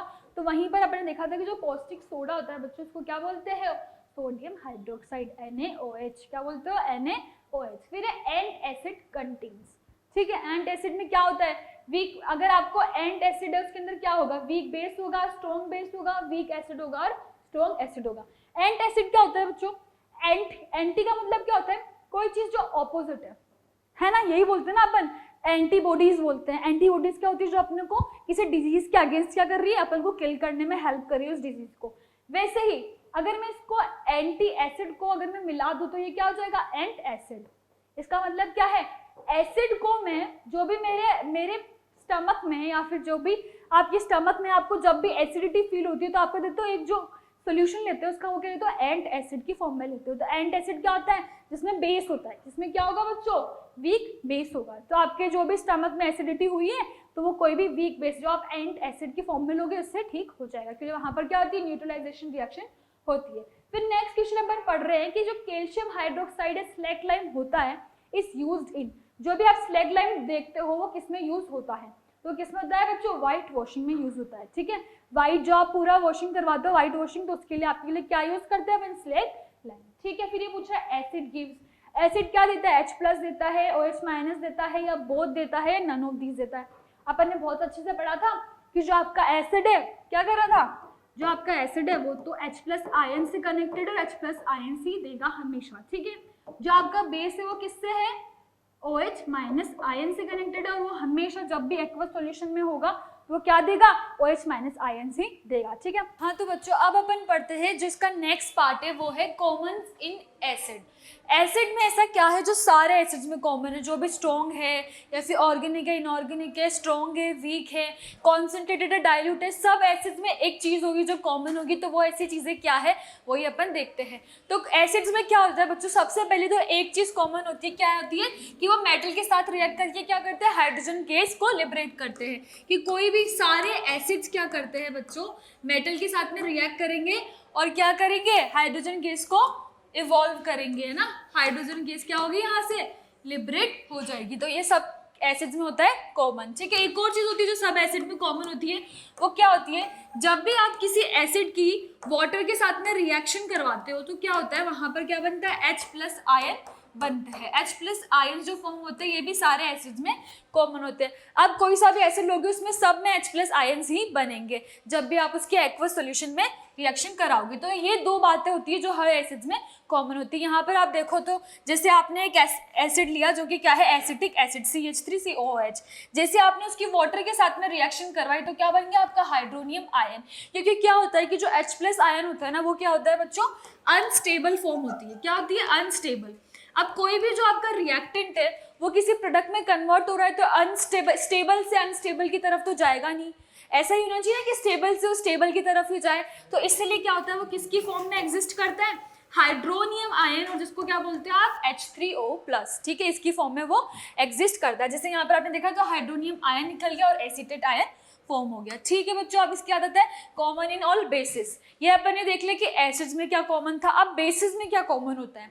तो हर बेसिस में क्या होता है, वही बात कि बेस को आपने जैसे ही किसी एक्वस सॉल्यूशन में डाला या वाटर के साथ में इसकी रिएक्शन कराई तो यहाँ पर क्या होगा, OH- आयन। OH- आयन को क्या बोलते हैं, हाइड्रोक्साइड आयन, है ना। हाइड्रोक्साइड आयन क्या होता है आपका, इवॉल्व होता है। तो यहाँ पर आप देखोगे a basis dissociate hydroxide ion in water. Water में जितने भी बेसिस होते हैं सारे वीक, स्ट्रॉन्ग, ठीक है, वो सारे क्या करते हैं, हाइड्रोक्साइड आयन को डिसोशिएट हो जाते हैं। जैसे कि आप एग्जाम्पल देखोगे तो आपका NaOH है, ठीक है। NaOH आपका, जैसे आपने किसी एक्वस सॉल्यूशन में इसकी रिएक्शन करवाई तो क्या होगा, ये Na+ बन जाएगा, ठीक है। प्लस OH माइनस बन जाएगा। तो OH माइनस बना, इसका मतलब क्या है, ये एक बेस है। ठीक है, यहाँ तक हो गया। क्या चीज कॉमन होती है एसिड और बेसिस में। ठीक है, अब आती है स्ट्रेंथ ऑफ एसिड और बेसिस। अभी अपन ने क्या पढ़ा बच्चों कि एसिड का आप कैसे बता रहे हो, क्या कॉमन है सब एसिड्स में, कि वहां पर क्या हो रहा है, H प्लस आयन क्या हो रहा है, डिसोशिएट हो रहा है। जो एसिड है वो किस में डिसोशिएट हो रहा है, H प्लस आयन में, जैसे अपन वाटर या एक्वा सॉल्यूशन में डाल रहे हैं। वैसे अपन ने पढ़ा कि बेस किस में डिसोशिएट हो रहा है, OH माइनस आयन में। ठीक है, यहाँ तक अपन ने देख लिया कि H प्लस आयन में एसिड हो रहा है, बेस किस में हो रहा है, OH माइनस में हो रहा है। अब अपन इसकी स्ट्रेंथ देखेंगे कि स्ट्रेंथ क्या होती है किसी एसिड की और बेस की, तो वो कैसे पता चलेगी। अगर आपको देखनी है एसिड की स्ट्रेंथ तो कैसे पता चलेगी, जितने उसमें H प्लस आयन की कंसंट्रेशन है। ठीक है, अगर H प्लस आयन की जो कंसंट्रेशन है वही डिफाइन करेगा स्ट्रेंथ ऑफ एसिड। जैसे मान लो अगर H प्लस आयन की कंसंट्रेशन बहुत ज्यादा है, ठीक है, H प्लस आयन जो है आपके वो बहुत ज्यादा प्रेजेंट है किसी भी सॉल्यूशन में, तो इसको क्या बोलेंगे, वो स्ट्रॉन्ग एसिड है। अगर H प्लस आयन ज्यादा है तो कौन सा एसिड है, वो स्ट्रॉन्ग एसिड है। और अगर ऐसा कोई एसिड, ऐसा कोई सॉल्यूशन है जिसमें H प्लस आयन की जो कंसंट्रेशन है वो कम है, मान लो जो H प्लस आयन की कंसंट्रेशन है वो क्या है बच्चों, कम है, तो उसको क्या बोलेंगे, वो कौन सा एसिड है, वीक एसिड है। तो अपन स्ट्रेंथ किस बेसिस पे बता रहे हैं किसी भी एसिड और बेस की, जो एसिड के अंदर H प्लस आयन है और जो बेस के अंदर OH माइनस आयन है। जिससे अगर मान लो कोई बेस है, ठीक है, कोई बेस है, बेस में अगर OH माइनस आयन की कंसंट्रेशन जो है बच्चों वो क्या है, ज्यादा है। अगर OH माइनस आयन ज्यादा है तो वो क्या हो जाएगा, एक स्ट्रॉन्ग बेस हो जाएगा। ठीक है, क्योंकि उसमें क्या है, OH माइनस बहुत ज्यादा है। और अगर ऐसा है कि उसमें OH माइनस की जो कंसंट्रेशन है वो क्या है, बहुत कम है, तो उसको क्या बोल देंगे कि वो क्या है, एक वीक बेस है। तो इसकी अपन को किसी भी एसिड और बेस की स्ट्रेंथ कौन बता रहा है, H प्लस आयन की कंसंट्रेशन और OH माइनस आयन की कंसंट्रेशन रेस्पेक्टिवली। ठीक है बच्चों, यहाँ पर आप देखो तो यहाँ पर ये क्या है, आपको एक ओवरव्यू दे रखा है, इसको क्या बोलते हैं, ये पीएच होता है। ठीक है, इस पीएच में क्या होता है, अगर पीएच 7 के इक्वल है, पीएच अगर मिडिल में है और 7 पे है, तो 7 पे क्या होता है बच्चों, सॉल्यूशन क्या होता है आपका, न्यूट्रल होता है। वहां पर क्या होता है, एसिड और बेसिक दोनों जो उनकी कंसंट्रेशन है, मतलब H प्लस आयन और OH माइनस की जो कंसंट्रेशन है वो क्या है, सेम है। कोई भी सॉल्यूशन न्यूट्रल कब होगा, जब OH माइनस अगर 50% है तो H प्लस भी कितने प्रेजेंट होंगे, 50%, और वो सॉल्यूशन क्या हो जाएगा आपका, न्यूट्रल। जैसे कि क्या होगा आपका वाटर, वाटर क्या है, एक न्यूट्रल सॉल्यूशन है। ठीक है बच्चों, इसके बाद आप देखोगे 7 से क्या है, 7 से कम जिनका पीएच है, किनका, जिनका पीएच 7 से कम है, लाइक 6 है, 5 है, 4 है, 3 है, 2 है, 1 है या 0 है। 0 to 7 जिनका पीएच है वो क्या है, एसिडिक सॉल्यूशन होते हैं। कौन से सॉल्यूशन होते हैं बच्चों, यहाँ पर मैं लिख देती हूँ, 0 to 7 जिनका होता है वो किनका होता है, एसिडिक का होता है। ठीक है, फिर 7 से 14 तक, 7 के बाद जिनका 8, 9, 10, 11, 12, 13, 14 तक आता है वो क्या होते हैं बच्चों, बेसिक होते हैं। क्या होते हैं, बेसिक होते हैं। ठीक है, यहाँ तक अपन ने देख लिया। अगर अपन मैं यहाँ से 7 से जा रही हूँ 0 की तरफ, तो क्या हो रही है, मेरी H प्लस आयन की जो कंसंट्रेशन है वो बढ़ रही है। यहाँ पर क्या लिख रखा है, increase in H plus ion concentration, मतलब जो H प्लस आयन की जो मेरी कंसंट्रेशन है ना वो यहाँ पर क्या हो रही है बच्चों, इंक्रीज हो रही है। जैसे ही मैं कहाँ जा रही हूँ, 7 to 0 की तरफ जा रही हूँ। तो अगर मैं आपको पूछूं कि किसकी कौन सा ज्यादा एसिडिक है, 2 वाला या 5 वाला, तो आप क्या बोलोगे, 2 वाला ज्यादा एसिडिक है, क्योंकि आप क्या कर रहे हो, 7 से जैसे 0 की तरफ जाओगे तो H प्लस की जो कंसंट्रेशन है वो बढ़ेगी। इसका मतलब 2 जो होगा वो सबसे ज्यादा हाईली एसिडिक होगा। वैसे अगर मैं आपसे यहाँ पर पूछूं कि यहाँ पर आपका जो बेसिक है वो कौन सा ज्यादा बेसिक होगा, कौन सा कम बेसिक होगा, तो आप क्या करो, यहाँ पर OH माइनस आयन की कंसंट्रेशन ऐसे बढ़ती है, कहाँ पर जाने में, 7 to 14 जाने में। ठीक है, तो अगर मैं आपसे पूछूंगी कि 13 वाला ज्यादा बेसिक है या फिर 11 वाला ज्यादा बेसिक है, तो आप क्या बताओगे बच्चों, 13 वाला ज्यादा बेसिक है, क्योंकि वहां पर क्या है, OH आयन की कंसंट्रेशन बहुत ज्यादा है। तो ये आपको पता चल गया कि कैसे अपन स्ट्रेंथ को बताते हैं। कोई भी पीएच का स्केल है, अगर वो 7 पे आ रहा है तो मतलब क्या है, वो सोल्यूशन न्यूट्रल है। अगर 7 से कम पीएच है तो क्या है, वो एसिडिक है, और 7 से ज्यादा है तो वो क्या है बच्चों, बेसिक है। तो जैसे ही आप जो 7 है आपका न्यूट्रल सोल्यूशन, वहां से आप किस साइड में जाओगे, जब आप कौन सी साइड में जाओगे, लेफ्ट हैंड साइड में जाओगे, तो कौन सा होगा आपका, एसिडिक में H प्लस आयन की कंसंट्रेशन बढ़ती जाएगी। वैसे आप 7 से जब 14 की तरफ जाओगे और राइट हैंड साइड में जाओगे तो आपका क्या होगा बच्चों, जो सॉल्यूशन है वो बेसिक बनता जाएगा और OH माइनस की कंसंट्रेशन बढ़ती जाएगी। ठीक है, यहाँ तक अपना हो गया कि अपने स्ट्रेंथ पढ़ लिया, एसिड में कॉमन क्या होता है, बेसिस में कॉमन क्या होता है, यहाँ तक अपना पूरा हो चुका है। ठीक है, अब अपन देखेंगे इंडिकेटर, जो कि अपन इनिशियली पहले देख चुके हैं कि इंडिकेटर होते क्या है। इंडिकेटर क्या होते हैं, ऐसे केमिकल कंपाउंड होते हैं जो आपको बता रहे हैं कि जो आपका सोल्यूशन है वो एसिडिक है, बेसिक है या न्यूट्रल है। कैसे बता रहे हैं, बाय चेंज इन कलर और ऑर्डर। ठीक है, वो अपने कलर को चेंज करके या अपनी स्मेल को चेंज करके बता रहे हैं कि वो जो सॉल्यूशन है वो एसिडिक है या बेसिक है। तो जैसे कि मैंने आपको बताया था कि अगर आपका जो ब्लू लिटमस पेपर है वो रेड हो जाए, क्या हो जाए, ब्लू लिटमस पेपर अगर रेड हो जाता है तो सॉल्यूशन को क्या बोलते हैं बच्चों, एसिड। क्या बोलते हैं, एसिड। और वैसे मैंने आपको बताया था अगर आपका रेड लिटमस पेपर है वो ब्लू हो जाए तो उसका मतलब क्या है, वो सॉल्यूशन क्या है, बेसिक। बेसिक को ब्लू से याद रखोगे, ब्लू बेसिक, बी हो गया ना, तो ऐसे याद रखोगे, ठीक है। और अगर रेड हो गया तो एसिड, जिसकी आपने ट्रिक पढ़ी ली थी, क्या थी, अनील। ठीक है बच्चों, यहाँ तक आपका हो चुका है। हाँ तो बच्चों अब अपन देखते हैं पीएच स्केल। ठीक है, पीएच स्केल क्या होता है बच्चों, पीएच का मतलब होता है पावर ऑफ हाइड्रोजन। ठीक है, हाइड्रोजन की पावर मतलब हाइड्रोजन की जो कंसंट्रेशन है उसके ऊपर है ये। ठीक है, तो पीएच क्या होता है, जैसे मान लो यहाँ पर मैंने आपको बताया वही चीज है, 7 पे क्या होगा आपका सोल्यूशन जो है वो न्यूट्रल हो गया। ठीक है बच्चों, 7 पे आपका सोल्यूशन क्या है, न्यूट्रल हो गया। जैसे ही आपने 7 से कम, जब आप 7 से 0 की तरफ आ रहे हो तो आपका सोल्यूशन क्या है, एसिडिक हो रहा है। ठीक है, अगर 7 से 14 की तरफ जा रहे हो तो आपका सोल्यूशन क्या हो रहा है, बेसिक हो रहा है। यहीं तक अपन ने पढ़ लिया था।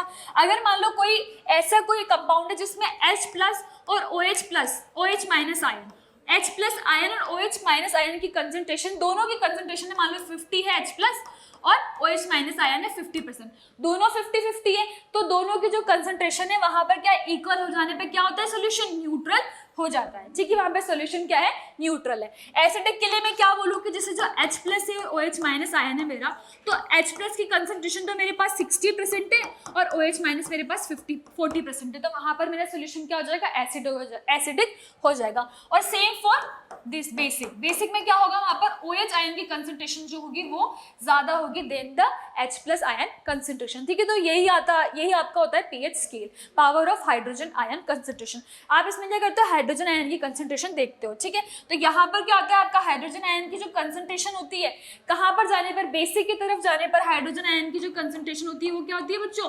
डिक्रीज होती है। और जब आप कहाँ जाते हो, 7 से 0 की तरफ जाते हो तो आपकी जो H+ आयन की कंसंट्रेशन है वो क्या होती है बच्चों, इंक्रीज होती है। तो यही आपका पीएच स्केल होता है कि 7 पे आपका सोल्यूशन न्यूट्रल होगा, और अगर आप एसिडिक की तरफ जाओगे तो 0 to 7 के बीच में आएगा, और 7 to 14 क्या आएगा आपका, बेसिक की बीच में आएगा। ठीक है, यहाँ तक अपन ने पढ़ लिया। अब अपन देखते हैं कि पीएच अपन डे टू डे लाइफ में कहाँ कहाँ देखते हैं। ठीक है बच्चों, तो अब इसको अपन आगे बढ़ाते हैं, पीएच इन डाइजेस्टिव सिस्टम। तो आप डाइजेस्टिव सिस्टम जो होता है आपका, वहाँ पर भी आप पीएच को देखते हो। कैसे, मैंने जब आपको पढ़ाया था बायो में चैप्टर कौन सा वाला आपका, स्टमक, वहाँ पर डाइजेस्टिव सिस्टम में मैंने आपको बताया था कि जो स्टमक होता है बच्चों वो क्या करता है आपका, क्या सिक्रीट करता है, HCl सिक्रीट करता है। HCl क्यों सिक्रीट करता है, वो वहां पर बैक्टीरिया को किल करने के लिए। ठीक है, तो उसने HCl एक क्या करा, HCl सिक्रीट करा, तो वहां पर पीएच क्या है, एसिडिक। अगर वो HCl सेट कर रहा है मतलब आपके स्टमक का पीएच क्या होना चाहिए बच्चों, एसिडिक। तो यहाँ पर आपका पीएच किस, आपके फूड को, प्रोटीन के डाइजेशन में हेल्प कर रहा था ये। ठीक है, तो प्रोटीन के डाइजेशन के लिए आपके बॉडी का पीएच क्या होना चाहिए बच्चों, बॉडी में जो स्टमक का पीएच क्या होना चाहिए, वो एसिडिक होना चाहिए। मतलब अपनी जो बॉडी है, जो ह्यूमन बॉडी होती है, वो भी एक पीएच रेंज पे ही काम करती है। अपनी बॉडी कौन से, ह्यूमन बॉडी कौन से पीएच रेंज पे काम करती है, एक नॉर्मल ह्यूमन बॉडी जो होती है वो 7 से 7.8 के, ठीक है, 7.8 के पीएच पे काम करती है। ठीक है, 7 मतलब न्यूट्रल से थोड़ा स्लाइटली बेसिक के ऊपर काम करती है। ठीक है बच्चों, यहाँ तक आपका हो गया था। ठीक है, आपने ये पढ़ा कि स्टमक के अंदर क्या होता है आपका, HCl सिक्रीट होता है, जिससे क्या होता है, प्रोटीन का डाइजेशन होता है। ठीक है, तो प्रोटीन के डाइजेशन के लिए आपको कौन सा मीडियम चाहिए, एसिडिक मीडियम।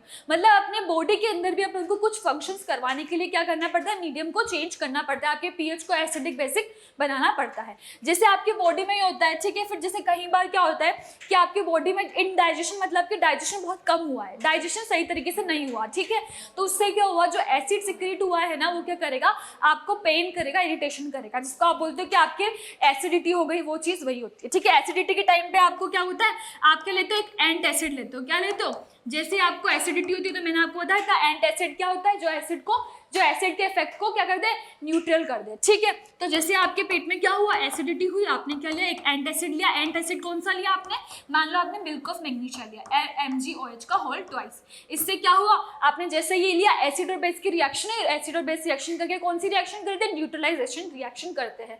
तो आपके बॉडी में क्या हो गई बच्चों, न्यूट्रलाइजेशन रिएक्शन हो गई और आपको पेन नहीं होता। ठीक है, तो ये हो गया आपके जो स्टमक में होता है डाइजेस्टिव सिस्टम में। ठीक है, फिर आता है tooth decay caused by acids. अच्छा, अब बहुत बार ऐसा होता है कि आपके जो डॉक्टर्स होते हैं, जैसे आपके कभी क्या हुआ, टूथ डिके हो गया। तो आपको डॉक्टर्स बोलते हैं कि जब भी आप मीठा खा रहे हो या जो खाना खा रहे हो तो उसके बाद ब्रश करो और एक प्रॉपर पानी वानी पीकर बिल्कुल साफ रखो आपके माउथ को। तो ऐसा क्यों बोलते हैं बच्चों, क्योंकि कई बार क्या होता है अपने माउथ में तो आपको पता ही कि बैक्टीरिया तो प्रेजेंट होते ही, ठीक है।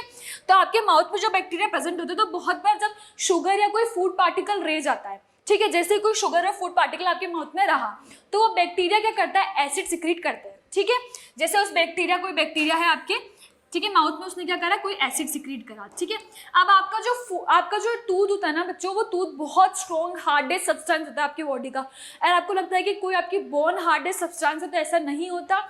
Tooth enamel is the hardest substance of our body, ठीक है। तो टूथ इनेमल बहुत ज़्यादा हार्ड होता है, वो किसी वाटर वगैरह किसी भी चीज़ से कोरेट नहीं होता है। मगर जैसे ही आपका जो बैक्टीरिया है, जो भी आपके शुगर बची है आपके माउथ में या कुछ भी फूड का पार्टिकल बचा है, तो उससे क्या करेगा, ये एसिड को फॉर्म कर लेगा। और जो ये एसिड फॉर्म हुआ है ना, ये क्या करेगा बच्चों, जो आपका इनेमल होता है ना, ठीक है, उसकी क्या करेगा, उसकी जो इनेमल की जो कवरिंग होती है ना, उसको क्या करता है, धीरे धीरे करके डिक्रीज करता रहता है, और जिसकी वजह से आपको क्या होता है, टूथ डिके होता रहता है आपका, ठीक है। और आपके जो दांत है वो धीरे धीरे करके खराब होते रहते हैं। और इसीलिए वजह से होता है कि आप खाना या पार्टिकल को सही तरह से आप ब्रश नहीं करते हो या ऐसा कुछ होता है, तो उसकी वजह से क्या होता है, बैक्टीरिया क्या करता है, उनकी प्रेजेंस में क्या करता है, एक एसिड सिक्रेट करता है। और एसिड क्या करता है, आपका जो टूथ इनेमल है which is the hardest substance को क्या करता है, धीरे धीरे कर उसको डिके करने लग जाता है, ठीक है। तो बच्चों आपको अब से क्या करना है, सही से खाना खाने के बाद पानी पीना है ताकि आपका टूथ डिके ना हो, ठीक है बच्चों। यहाँ तक हो गया। फिर है role of pH in curing sting of a insect, ठीक है। जैसे आपका क्या होता है कि आपको किसी बी ने या किसी आंट ने स्टिंग कर लिया, ठीक है। जैसे आपको स्टिंग हुआ तो वहां पर क्या होती है, रेड स्वेलिंग आ जाती है, ठीक है। जैसे आपकी स्टिंग होता है तो वहां पर क्या होता है, आपको पेन होती है, इरिटेशन होती है और स्वेलिंग आ जाती है। फिर आप क्या करते हो, कोई बेस लगाते हो वहां पर, तो उससे क्या होता है, वो जो आपकी स्वेलिंग होती है वो कम हो जाती है, क्योंकि वहां पर भी क्या होती है बच्चों, न्यूट्रलाइजेशन रिएक्शन होती है, ठीक है। जैसे आपको किसी आंट ने या किसने बी ने काटा तो वो कौन सा एसिड होता है, मैंने आपको बताया था कौन सा एसिड होता है, फॉर्मिक एसिड, ठीक है। तो फॉर्मिक एसिड था, ठीक है। आपने उसके अंदर क्या डाला, कोई बेस डाला, ठीक है। तो उससे क्या होगी बच्चों, न्यूट्रलाइजेशन रिएक्शन होगी, ठीक है। आप कोई भी बेसिक सॉल्यूशन लगाओगे तो उससे क्या होगा, न्यूट्रलाइजेशन रिएक्शन होगी और आपका क्या होगा, वो जो स्टिंग की बाइट हुई थी वो क्या होगी, आपकी सही हो जाएगी, ठीक है। यहाँ पर भी अपन देखते हैं बच्चों, ठीक है, यहाँ तक हो गया। Soil pH and plant growth, तो जैसे भी आप कोई भी नई क्रॉप उगाने जाते हो तो वहाँ पर क्या होता है, आपको बहुत सारे फर्टिलाइजर्स, इंसेक्टिसाइड्स वगैरह यूज करने पड़ते हैं, ठीक है। फर्टिलाइजर्स आप क्यों यूज करते हो बच्चों, ये जो आप यूज करते हो इसमें इसका काम क्या होता है, वो जो पीएच है, जो आपकी सॉइल है, उसकी पीएच को एक सर्टेन रेंज पे लाना, ठीक है। मान लो आपको किसी की भी क्रॉप, कोई सी भी क्रॉप है, मैं रैंडमली ले रही हूँ कोई आपको कुछ भी करना है, उगाना है, जिसकी जो आपको पीएच है उसकी कितनी रिक्वायर्ड है, 2 रिक्वायर्ड है, मान लो एसिडिक पीएच रिक्वायर्ड है, ठीक है। फॉर एग्जाम्पल अपन ले रहे हैं, ठीक है। जैसे आपने कोई उसमें क्या डाला, फर्टिलाइजर डाला, जिसने क्या करा, उसकी पीएच थी 4 या 5, उसको कहाँ तक कर दिया, 2 तक कर दिया। उससे क्या होगा, आपकी जो डिजायरेबल क्रॉप है वो क्या करेगी, ग्रो हो जाएगी। तो इसके लिए भी इसको अपन प्लांट ग्रोथ में भी यूज करते हैं, क्योंकि प्लांट भी क्या होते हैं, एक सर्टेन पीएच में सॉइल में वर्क करते हैं, ठीक है। अब अपन इसके पूरे क्वेश्चंस कर लेते हैं जो अपन ने पढ़ा है अभी तक, ठीक है। तो सबसे पहले क्वेश्चन है, solution turns red litmus to blue, the pH is likely to be. मैंने आपको क्या बताया था कि रेड अगर ब्लू में चेंज हो रहा है तो ब्लू से क्या याद रखना है आपको, बेसिक सॉल्यूशन होगा, ठीक है। और बेसिक किसकी रेंज में होता है, ये भी मैंने आपको बताया था, 7 to 14 की रेंज में आपका जो होता है बेसिक सॉल्यूशन होता है, ठीक है। तो 2, 4, 7 तो न्यूट्रल हो जाएगा, यहाँ पर क्या हो जाएगा, ये तो दोनों एसिडिक हो जाएंगे, ये आपका क्या हो जाएगा, न्यूट्रल हो जाएगा, ये एसिडिक हो जाएगा, तो ऑब्वियस सी बात है, तो आपका क्या होगा, बेसिक के लिए 10, ठीक है बच्चों, यहाँ तक आपका हो गया। फिर if pH of any solution is equal to 0 then the solution will be, अगर कोई भी सॉल्यूशन है, उसका जो कोई भी सॉल्यूशन है उसका आपने पीएच, आपका जो पीएच पेपर था उसको डिप करा और पीएच आपका आया 0 पे, तो उसको क्या बोलेंगे, अगर 0 पे पीएच आता है उसको क्या बोलते हैं बच्चों, एसिडिक। क्योंकि मैंने आपको बहुत अच्छे से बताया था कि 0 to 7 वाले जो आपके सॉल्यूशंस होते हैं वो क्या होते हैं बच्चों, एसिडिक होते हैं, ठीक है। 7 पे आपका सॉल्यूशन न्यूट्रल हो जाता है, 7 to 14 वाले क्या होते हैं आपके, बेसिक होते हैं, ठीक है। तो 0 क्या हो जाएगा आपका, एसिडिक। फिर उसके बाद ये नेक्स्ट क्वेश्चन क्या पूछ रहा है बच्चों कि ना, nature of the methyl orange, जब मैंने इंडिकेटर पढ़ा था सिंथेटिक इंडिकेटर मिथाइल ऑरेंज, उसका नेचर क्या होता है, ठीक है। तो मिथाइल ऑरेंज का नेचर क्या होता है बच्चों, बेसिक होता है, यहाँ तक अपन ने पढ़ लिया। फिर ये अपन से पूछ रहा है कि पीएच ऑफ ब्लड इज, अपना जो ब्लड है उसका पीएच क्या होता है, ठीक है। मैंने आपको एक चीज बताई थी कि अपनी जो ह्यूमन बॉडी होती है, क्या बताया था मैंने, आज सिर्फ मेरी बातों को सुन लो तो ही आपके क्वेश्चन सॉल्व हो सकते हैं। आपकी ह्यूमन बॉडी होती है, उसमें क्या होता है, ह्यूमन बॉडी आपकी कौन से पीएच पे काम करती है, 7 to 7.8 के पीएच पे काम करती है, ठीक है।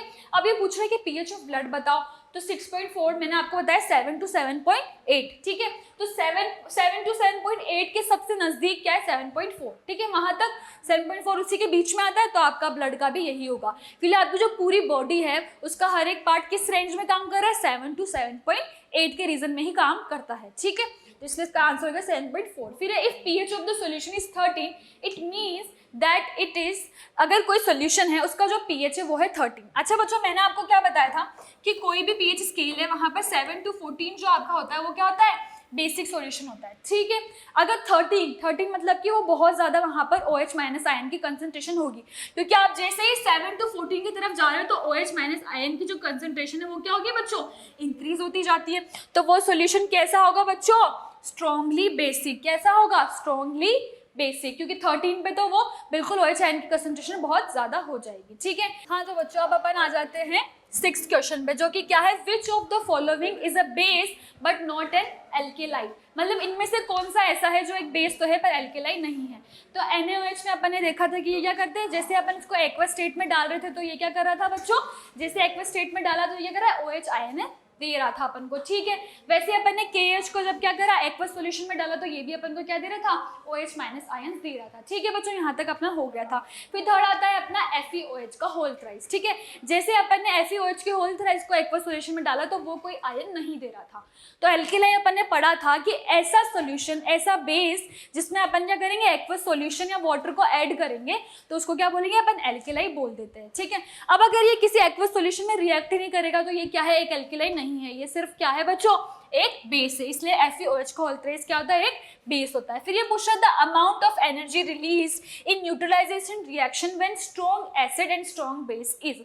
ये क्या होता है बच्चों, जैसे आपने क्या करा, किसी स्ट्रॉन्ग एसिड और स्ट्रॉन्ग बेस को अपन, मैंने बताया था कि जैसे रिएक्ट कर रहे हैं तो वो न्यूट्रलाइज होकर सोल्टर वाटर फॉर्म कर रहे हैं। और ये जो रिएक्शन होती है ना, ये बहुत ज्यादा क्या होती है, एक्सोथर्मिक होती है। इसमें क्या होती है, हीट रिलीज होती है। तो इसको क्या, किसके बराबर होती है बच्चों, ये जो हीट रिलीज होती है, अमाउंट ऑफ एनर्जी, वो किसके बराबर होती है, 57.1 kg पर मोल। ये तो आपको लर्न ही करना पड़ेगा, ठीक है बच्चों। फिर 8th है आपका, a solution has pH 2, it contains. अगर कोई सॉल्यूशन pH 2 है तो उसमें क्या होगा, उसमें एसिड होगा, इतना तो अपन को पता है कि कोई एसिड होगा। मगर अगर 2 पे है तो मतलब क्या होगा, कोई एक स्ट्रॉन्ग एसिड भी होगा।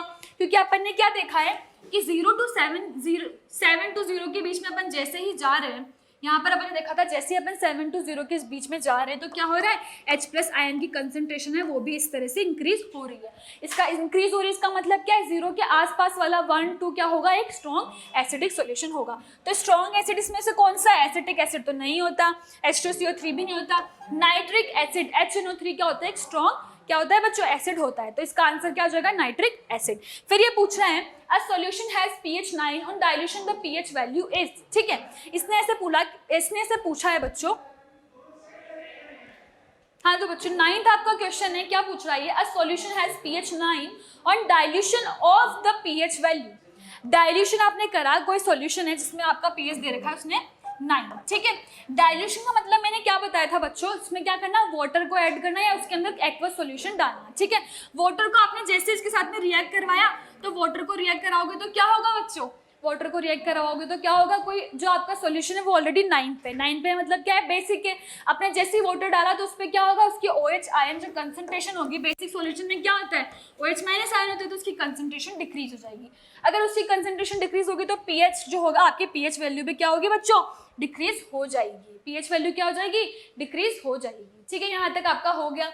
अब आप पढ़ते हो, नेक्स्ट आता है आपका सोल्ट्स। तो सोल्ट्स क्या होते हैं बच्चों, आपने पढ़ा था कि जैसे आपने एसिड और बेसिस की रिएक्शन करवाई तो उससे जो फॉर्म होगा वो क्या होगा, सोल्ट और वाटर फॉर्म होता है, ठीक है। तो सोल्ट क्या होते हैं, salts are the ionic compound which are produce after the neutralization reaction. जैसे आप एसिड और बेस की आपने जो रिएक्शन करवाई तो उससे क्या प्रोड्यूस हो रहा था आपका, सोल्ट और वाटर, ठीक है। तो सोल्ट कैसे प्रोड्यूस हुआ, जब आप न्यूट्रलाइजेशन रिएक्शन करोगे तो उसके बाद जो आपको मिलेगा वो क्या होगा बच्चों, सोल्ट होगा, ठीक है। यहाँ तक अपन ने पढ़ लिया था, ठीक है। यहाँ पर अपन ने फिर इसके बाद देखेंगे अपन जो सोल्ट होते हैं जो अपन पढ़ रहे हैं उसकी कैरेक्टरिस्टिक्स क्या होती है, कि सोल्ट के अंदर क्या क्या चीजें होती है। तो सोल्ट क्या होता है बच्चों, most of the salts are crystalline solid, जो क्रिस्टल के फॉर्म में होते हैं सॉलिड, ठीक है।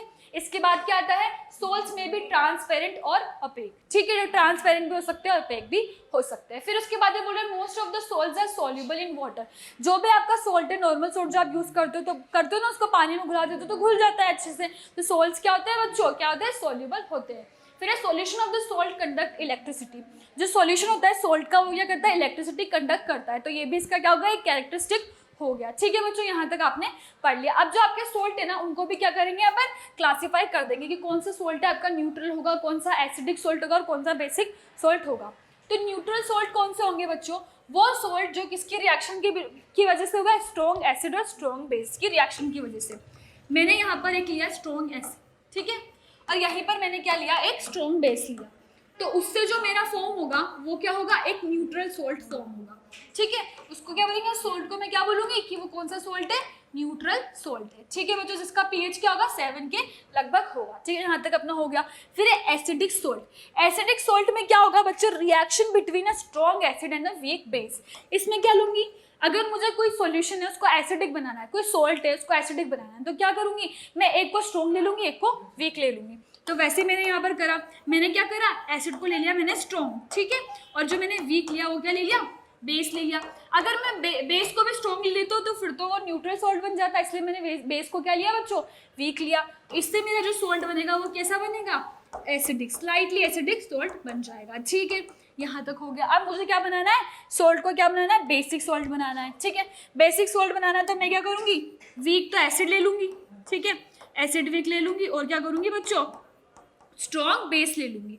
जैसे मैंने कोई चीज़ स्ट्रॉन्ग ली है तो उसको मैं क्या बोल दूँगी, बेसिक सॉल्ट। कौन सा सॉल्ट हो जाएगा ये, बेसिक सॉल्ट।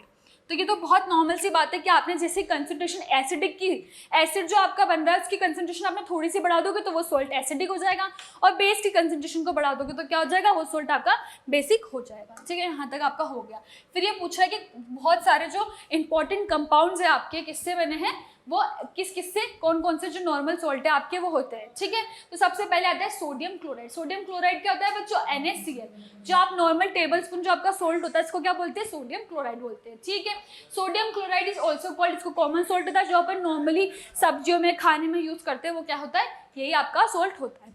इसके यूजेस क्या है, किस किस चीज़ों के लिए काम आता है, तो इसेंशियल फॉर लाइफ, लाइफ के लिए बहुत ज़्यादा इसेंशियल होता है, क्योंकि ये क्या करता है, इलेक्ट्रोलाइट का बैलेंस करता है अपने बॉडी में, ठीक है। उसके अलावा रॉ मटेरियल फॉर केमिकल्स, बहुत सारी इंडस्ट्रीज है ना, वहाँ पर ये करता है एज अ रॉ मटेरियल काम करता है, ठीक है। फिर ये लेदर इंडस्ट्रीज में भी यूज होता है, और अगर आपको बहुत ज़्यादा कोल्ड हो जाता है तो भी रॉक सोल्ट को अपन क्या करते हैं, फर्टिलाइजर्स वगैरह में भी यूज़ करते हैं। तो ये आ गया आपके कॉमन सोल्ट के एग्जाम्पल्स, आपने सारे पढ़ लिए कि कॉमन सोल्ट कौन सा होता है, NaCl होता है, उसका केमिकल फॉर्मूला क्या होता है, सोडियम क्लोराइड होता है, और उसका कॉमन नेम क्या होता है, कॉमन सोल्ट उसको बोलते हैं। किस किस के लिए एसेंशियल है, अपनी लाइफ के लिए एसेंशियल है, जो अपनी अर्थ में जो लाइफ है उसके लिए भी बहुत ज़्यादा एसेंशियल है, ठीक है। इसके अलावा रॉ मटेरियल बनाता है बहुत सारे केमिकल्स के लिए, लेदर इंडस्ट्रीज में यूज़ करा जाता है। नेक्स्ट आता है कॉस्टिक सोडा। कॉस्टिक सोडा क्या होता है बच्चों, ये क्या होता है, सोडियम हाइड्रोक्साइड। इसका नॉर्मल कॉमन नेम क्या है, इसका सोडियम हाइड्रोक्साइड, NaOH, ठीक है।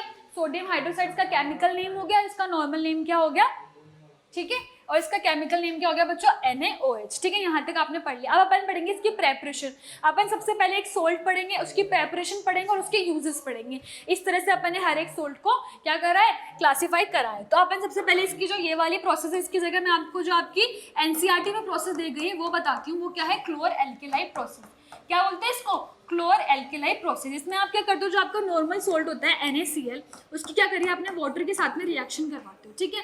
जैसे वाटर के साथ में रिएक्शन कराते हो तो आपका क्या बन जाता है, सोडियम हाइड्रोक्साइड NaOH, और आपका क्या निकल जाता है, क्लोरीन गैस भी निकल जाती है, ठीक है, यहीं से। और इसमें क्या होता है बच्चों, यहाँ पर आपको क्या कर रहे हैं, यहाँ पर आपका एक बेस बन रहा है, तो बेस को क्या बोलते हैं, एल्केलाई भी बोलते हैं, तो इसलिए इसको बोलते हैं एल्केलाई। और क्लोरीन भी निकल रहा है तो इसलिए इसको बोलते हैं क्लोर। तो इस प्रोसेस को क्या बोलते हैं, क्लोर एल्केलाई प्रोसेस। फिर इसमें क्या बन रहा है आपका, एक तो एल्केलाई बन रहा है और एक क्या बन रहा है आपका, क्लोरीन गैस भी निकल रही है, ठीक है। अब अपन पढ़ेंगे कॉस्टिक सोडा के यूजेस क्या होते हैं। तो इसको कहाँ यूज किया जाता है, शॉप्स में, डिटर्जेंट में, और जो सिल्क होता है कहाँ पर, सिल्क इंडस्ट्रीज में, ठीक है बच्चों। इसके अलावा क्या करते हैं, रिफाइनिंग ऑफ पेट्रोलियम, पेट्रोलियम जो होता है इसकी रिफाइनिंग में भी इसको यूज किया जाता है। लेबोरेटरी में एज ए रिएजेंट भी NaOH का आप यूज करते हो, ठीक है। उसके अलावा डाई इंडस्ट्रीज में यूज करते हो, और बहुत बार क्या होता है, बॉक्साइट और की फॉर्मेशन के लिए भी आप क्या यूज करते हो, सोडियम हाइड्रोक्साइड। अब नेक्स्ट आता है अपना वॉशिंग सोडा। क्या आता है बच्चों, वॉशिंग सोडा। तो वॉशिंग सोडा क्या होता है, अच्छा, आपको इसके नेम से पता चल रहा है कुछ तो रिलेटेड है वॉशिंग से, और वॉशिंग किससे होती है? वाटर से, तो इसका केमिकल फॉर्मूला भी उससे रिलेटेड ही है, ठीक है। Na2CO3 प्लस 10 क्या हो गया? Plus 10H2O। तो इसको अपन क्या बोलेंगे बच्चों? Washing soda. वॉशिंग में आपको इसको याद रखना है यहाँ पर 10H2O को, कि यहाँ पर 10H2O कैसे आए कि आपने वॉशिंग किससे करते हो? वाटर से करते हो, वहीं से Na2CO3 10H2O आ गए। ये सिर्फ आपको लर्न करने के लिए एक ट्रिक है, ठीक है बच्चों। तो आपका वॉशिंग सोडा जो है उसका फॉर्मूला, केमिकल नेम क्या होता है? General chemical name sodium carbonate decahydrate, ठीक है। केमिकल फॉर्मूला में ऊपर ऑलरेडी लिख चुकी हूँ, Na2CO3.10H2O, ठीक है। इसकी फॉर्मेशन कैसे होती है? आप क्या लोगे? आपने सोडियम कार्बोनेट लिख दिया, ठीक है। सोडियम कार्बोनेट अपन जानते हैं, अपन ने बहुत बार यूज भी करा है। Na2CO3 बहुत सारी जो प्रीवियस प्रिपरेशंस करी है उनमें यूज करा है, ठीक है। Na2CO3 जो आपका था सोडियम कार्बोनेट, वो आपने ले लिया, ठीक है। इसमें आपने ये करा H2O, वाटर का कंटेंट डाल दिया 10H2O, ठीक है। तो इससे आपका क्या बन गया? वॉशिंग सोडा बन गया, जो कि क्या है? Na2CO3.10H2O। मतलब इसमें क्या करा इसने? ये जो आपका सोडियम कार्बोनेट था, इसमें सिर्फ इसने क्या करा? वाटर को मिक्स कर दिया और इसकी कंटेंट को बढ़ा दिया, तो 10H2O आ गया, ठीक है बच्चों। यहाँ से इसके यूजेस क्या होते हैं? जो वॉशिंग सोडा है उसके नाम से पता चल रहा है कि किस में काम आएगा? वॉशिंग की चीज़ों में। तो वही क्लींजिंग एजेंट के लिए यूज़ किया जाता है। डोमेस्टिक पर्पसेस में जो घर के बहुत सारे काम होते हैं वहाँ पर क्लीनिंग के लिए इसको यूज़ किया जाता है। सॉफ्टनिंग ऑफ हार्ड वाटर, जो आपका वाटर होता है हार्ड वाटर, उसकी सॉफ्टनिंग के लिए भी अपन क्या यूज़ करते हैं बच्चों? वॉशिंग सोडा यूज़ करते हैं। इसके अलावा मैन्युफैक्चर ऑफ ग्लास वगैरह के मैन्युफैक्चर के लिए भी अपन क्या करते हैं? वॉशिंग सोडा यूज़ करते हैं। डिटर्जेंट में भी ऐसे यूज़ होता है ये, ठीक है।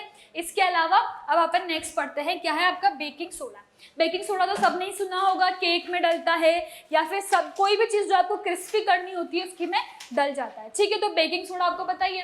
अब बेकिंग सोडा का फॉर्मूला भी इसी तरह का कुछ होता है। इसको क्या बोलते हैं? NaHCO3। क्या बोलते हैं इसको बच्चों? सोडियम हाइड्रोजन कार्बोनेट, ठीक है। यहाँ पर आपको H से याद रखना पड़ेगा। आप क्या करते हो? यहाँ पर हार्ड चीज़ों को आपको क्या क्रिस्पी बनाने के लिए आप बेकिंग सोडा डालते हो ना, जैसे केक वगैरह में डालते हो बेकिंग सोडा, ठीक है। तो वैसे ही यहाँ पे हार्ड चीज़ों के बनाने के लिए वहाँ से आपको याद रखना है NaHCO3। इसका क्या है? केमिकल फॉर्मूला है, ठीक है। इसका नाम क्या होता है? सोडियम हाइड्रोजन कार्बोनेट, ठीक है बच्चों। इसकी प्रेपरेशन बहुत इंपॉर्टेंट है। प्रेपरेशन कैसे करते हैं इसकी? अपन क्या करते हैं? अपन ने क्या लिया? अमोनिया लिया, उसको H2O और CO2 गैस के साथ में करवाया, तो क्या बना आपका? अमोनियम कार्बोनेट, NH4 का होल ट्वाइस और CO3। फिर उसकी आपने रिएक्शन किसके साथ कराई? आपके नॉर्मल सोल्ट जो होता है NaCl, उसके साथ रिएक्शन कराई और आपका क्या बन गया? Na2CO3 और NH4Cl बन गया, ठीक है। जो आपका सोडियम कार्बोनेट बना है, सोडियम कार्बोनेट ने क्या करा? H2O के साथ रिएक्शन करी, CO2 गैस के साथ रिएक्शन करी और आपका क्या बना दिया? सोडियम हाइड्रोजन कार्बोनेट बना दिया। अपन ने अभी जो पहले वाली देखी उसमें भी यही था, वहां पर भी क्या हुआ था? सोडियम कार्बोनेट में आपने ये क्या मिलाया था? H2O मिलाया था और क्या बन गया था आपका? Na2CO3.10H2। यहाँ पर भी आपने क्या करा है? सोडियम कार्बोनेट बनाया है सबसे पहले, उसमें H2O डाला है, फिर उसमें CO2 गैस डाली और आपका क्या बन गया? सोडियम हाइड्रोजन कार्बोनेट आपका फॉर्म हो गया। इसके यूजेस देख लेते हैं बच्चों। ये क्या करते हैं? Manufacturing of the baking powder. इससे क्या बनता है? आपका बेकिंग पाउडर बनता है जो आपके केक्स वगैरह में डलता है क्रिस्पी करने के लिए, ठीक है। इसके अलावा क्या है बच्चों? It is largely used in the treatment of acid spillage, ठीक है, और इन मेडिसिन, बहुत सारे मेडिसिन में भी इसको यूज किया जाता है, ठीक है। एंट एसिड की तरह। एंट एसिड मैंने आपको बताया था क्या होता है? एसिडिटी को रिड्यूस करने के लिए जो अपन लेते हैं उसको क्या बोलते हैं? एंट एसिड। तो उसके लिए भी इसको यूज किया जाता है। इसके अलावा ये क्या करता है? इंपॉर्टेंट केमिकल है बहुत सारे टेक्सटाइल, पेपर और सिरेमिक इंडस्ट्रीज में, इनमें क्या आता है? ये ऐसे क्या करता है? यहाँ पर बहुत इंपॉर्टेंट रोल प्ले करता है। तो बच्चों नेक्स्ट अपने पास आता है ब्लीचिंग पाउडर, ठीक है। ब्लीचिंग पाउडर क्या होता है? ब्लीचिंग मतलब क्या होता है? कोई भी चीज़ जो कि ब्लीचिंग को आपको याद रखना है, कोई भी चीज़ जो क्लोथ से रिलेटेड है। ब्लीचिंग उनकी होती है ना, क्लोथ की तो होती है, पेपर और टेक्सटाइल इंडस्ट्री में होती है, ठीक है। तो अपन इसका नाम याद रखेंगे CaOCl2, ठीक है। Cl2 से आपको याद क्या रखना है? क्लोथ याद रखना है, ठीक है। क्लोथ की ब्लीचिंग होती है तो उससे याद रखना है, ठीक है। अब ब्लीचिंग क्या होता है? ब्लीचिंग जो ब्लीचिंग होता है, इसको ब्लीचिंग पाउडर का कॉमन नेम क्या है? केमिकल नेम क्या है? CaOCl2, ठीक है। अब क्या करेंगे? इसका सिंथेसाइज पढ़ेंगे अपन कि कैसे ये जो रिएक्शन है वो सिंथेसाइज होती है, ठीक है। तो बच्चों यहाँ पर अपन क्या करते हैं? स्लैक लाइन होता है ना अपना, स्लैक लाइन क्या होता है? CaOH का होल ट्वाइस। अपन ने बार बार देखा जो अपना CaOH का होल ट्वाइस है, ये क्या होता है? स्लैक लाइन होता है, ठीक है। इस स्लैक लाइन के अपन ने किसके साथ रिएक्शन करवा दी बच्चों? ये हो गया आपका स्लैक लाइन। इसके साथ किसके साथ रिएक्शन करा? क्लोरीन गैस के साथ। जैसे अपन ने इसकी क्लोरीन गैस के साथ में रिएक्शन करवाई तो आपका क्या फॉर्म हो गया बच्चों? CaOCl2। क्या है? जो कि आपका क्या है आपका ब्लीचिंग पाउडर है। ठीक है बच्चों, यहाँ तक आपका हो गया कि इसका सिंथेसाइज कैसे हुआ। अब अपन पढ़ते हैं इसके यूजेस। ब्लीचिंग पाउडर आपके कहाँ कहाँ यूज आता है। तो सबसे पहली बात तो कहाँ यूज आता है, it is used as bleaching agent in paper and textile industry. मैंने आपको बताया ब्लीचिंग किसकी होती है, क्लोथ्स वगैरह की होती है, तो पेपर और टेक्सटाइल इंडस्ट्रीज में यूज आता है। इसके अलावा डिसइंफेक्टेंट वाटर, इसके अलावा किस में आता है, ये डिसइंफेक्टेंट वाटर में भी यूज किया जाता है। किसके लिए, इसको जर्म से फ्री करने के लिए। कोई भी वाटर है जिसमें बहुत सारे क्या है इन्फेक्टेंट्स है, तो उसको क्या बनाएगा, ये डिसइंफेक्टेंट कर देगा। ठीक है बच्चों, इसके अलावा क्या है, it is used to prepare chloroform. जो क्लोरोफॉर्म आपका बनता है ना, वो भी किससे बनता है, ब्लीचिंग पाउडर से बनता है। इसके अलावा it is also used to make wool shrink proof. ठीक है, वूल को क्या करता है, ये श्रिंक प्रूफ कर देता है। ठीक है, इसके अलावा ये किस में यूज आ रहा था बच्चों, एक आपके क्लोरोफॉर्म के फॉर्मेशन में भी काम आ रहा था। यहाँ तक आपका खत्म हो गया ब्लीचिंग पाउडर। अब नेक्स्ट आता है आपका प्लास्टर ऑफ पेरिस। क्या आता है बच्चों, plaster of Paris. Plaster of Paris तो आगे सबने ही देखा होगा, जिसके भी कहीं कभी भी ऐसा हुआ है कि बोन में कुछ फ्रैक्चर आया या बोन टूटी है, तो वहां पर जो आप जो ये फॉर्म करते हो ना, आपका जो ये व्हाइट कलर का जो आपका पट्टा लगता है, ये क्या होता है बच्चों, एक्चुअल में प्लास्टर ऑफ पेरिस होता है। क्या होता है, इसको बोलते हैं प्लास्टर ऑफ पेरिस। ये कैसे बनता है, ये किससे बनता है बच्चों, जिप्सम से। जो आपका जिप्सम होता है, जिप्सम में आपको कहते हैं उसको जैसे आप 373 केल्विन पे हीट करोगे, जिप्सम को आपने हीट करा 373 केल्विन पे। ठीक है, तो आपका क्या होगा, यहाँ से क्या होगा बच्चों, एक वाटर मॉलिक्यूल जो था यहाँ पर 2 था, और यहाँ से एक वाटर मॉलिक्यूल क्या हो गया आपका रिमूव हो जाएगा। तो जिप्सम से जैसे वो वाटर मॉलिक्यूल हटा देगा, तो उससे क्या बन जाएगा आपका प्लास्टर ऑफ पेरिस। ठीक है, प्लास्टर ऑफ पेरिस बन गया। तो it is prepared by heating gypsum. Gypsum को हीट करने पे बनता है, वहां से जो एक वाटर मॉलिक्यूल होता है वो रिमूव हो जाता है, और आपका क्या बन जाता है, प्लास्टर ऑफ पेरिस। तो इसका फॉर्मूला क्या हो जाएगा बच्चों, CaSO4 डॉट हाफ H2O, इसका ये फॉर्मूला होता है। ठीक है, CaSO4 डॉट हाफ H2O आपका होता है प्लास्टर ऑफ पेरिस। ठीक है बच्चों, यहाँ पर ये रहा आपका प्लास्टर ऑफ पेरिस। ठीक है, यहाँ तक आपका हो गया। अब इसके यूजेस क्या है, जो प्लास्टर ऑफ पेरिस सबसे एक यूज तो अपन को बताइए किसमें यूज करते हैं अपन को, जो ब्रेकिंग बोन्स होती है उसको मैन्युफैक्चर, ब्रेकिंग बोन्स को भी जोड़ने के लिए किया जाता है। तो सबसे पहले क्या करता है, ये कहाँ पर होता है, sealing gates where air tight arrangement are needed. मतलब जहाँ पर आपको एयर टाइट कंटेनर चाहिए तो वहाँ पर सीलिंग के लिए भी आप क्या लगाते हो, प्लास्टर ऑफ पेरिस लगाते हो। इसके अलावा टॉयज और कॉस्मेटिक्स भी बहुत सारे किससे बनते हैं, प्लास्टर ऑफ पेरिस से बनते हैं। इसके अलावा मैंने आपको बताया it is used as a cast for setting breaking bones. जो आपके बोन्स ब्रेक हो जाते हैं तो उसको इसके लिए एज अ कास्ट जो आप लगाते हो जोड़ने के लिए, तो उसके लिए क्या यूज करते हो, प्लास्टर ऑफ पेरिस। इसके अलावा it is used in making moulds in pottery. ठीक है, ये सारे इसके यूजेस हो गए। ठीक है बच्चों, अब अपन क्या करते हैं, इसके क्वेश्चंस पढ़ लेते हैं ताकि आपको एक आइडिया मिल जाए कि किस तरह से क्वेश्चंस आ सकते हैं। सबसे पहले है a salt is derived from a strong in weak base will dissolve in water to give a solution which is. अगर कोई आपका स्ट्रॉन्ग एसिड और वीक बेस है, मैंने आपको बहुत अच्छे से बताया था, जो भी जिसकी भी कंसंट्रेशन आप स्ट्रॉन्ग कर दोगे, आपका जो सोल्ट बनेगा वो भी ऐसा ही बनेगा। तो आपने स्ट्रॉन्ग किसको कर दिया, एसिड को स्ट्रॉन्ग करा है, तो आपका सोल्ट भी कैसा बनेगा बच्चों, एसिडिक बनेगा। इसके बाद आता है material used in the manufacturing of bleaching powder. Bleaching powder अपन ने पढ़ा था, उसके मैन्युफैक्चरिंग के लिए क्या यूज कर रहे थे बच्चों अपन, एक तो अपन याद यूज करते स्लेक, लाइम और क्लोरीन। इससे बनाया था अपन ने CaOH का होल ट्वाइस, CaOH का होल ट्वाइस होता है अपना क्या होता है, स्लेक लाइम। इसमें अपन ने क्लोरीन यूज कर रहे थे, और आपका क्या बना रहे थे बच्चों, क्या बन रहा था आपका ब्लीचिंग पाउडर बन रहा था। ब्लीचिंग पाउडर क्या होता है, और ब्लीचिंग पाउडर का केमिकल फॉर्मूला क्या होता है बच्चों, ब्लीचिंग से मैंने आपको बताया था क्लोथ, तो मैंने क्या बताया था CaCl2, क्लोरीन यहाँ पर किसको रिप्रेजेंट कर रहा है, क्लोथ को। ठीक है, अब क्या हो गया आपका नेक्स्ट क्वेश्चन आ गया, ये ब्लीचिंग पाउडर वाला हो गया। इसके बाद आपका नेक्स्ट क्वेश्चन क्या है बच्चों, bleaching powder give smell of chlorine because. जो ब्लीचिंग पाउडर है उसमें से क्लोरीन की स्मेल आ रही है, ऐसा क्यों हो रहा है, वो तो नॉर्मल सी बात है, अपन ने वहां पर क्लोरीन गैस यूज करी है तो इस वजह से क्लोरीन की स्मेल आ रही है। तो क्या होगा, gives chlorine on exposure to atmosphere. ठीक है, क्योंकि क्या होगा, वहां से क्लोरीन का एक्सपोजर जब होगा एटमॉस्फेयर में, तो उसकी वजह से क्या होगी, इसमें क्लोरीन की स्मेल आएगी। जो आपका फोर्थ क्वेश्चन है, baking powder contains baking soda and baking powder and baking soda में क्या होता है, क्या उसमें पोटेशियम हाइड्रोजन टार्ट्रेट होता है, कैल्शियम बाइकार्बोनेट होता है, सोडियम कार्बोनेट होता है, विनेगर होता है।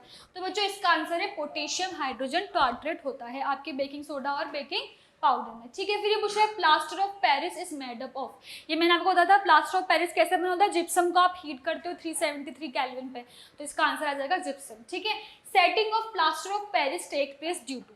जो आप प्लास्टर ऑफ पेरिस की सेटलिंग होती है वो किसकी वजह से होती है, वो किसकी वजह से, ऑक्सीडेशन, रिडक्शन, डिहाइड्रेशन या हाइड्रेशन। तो अपन ने पढ़ा था कि इसमें से क्या हो रहा था, एक हाइड्रोजन का जो आपका H2O का मॉलिक्यूल है वो रिमूव हो जाता है, तो इसका मतलब क्या हो रहा है, वहां पर हाइड्रेशन का फिनोमेना हो रहा है। ठीक है बच्चों, फिर आता है chemical formula of baking soda.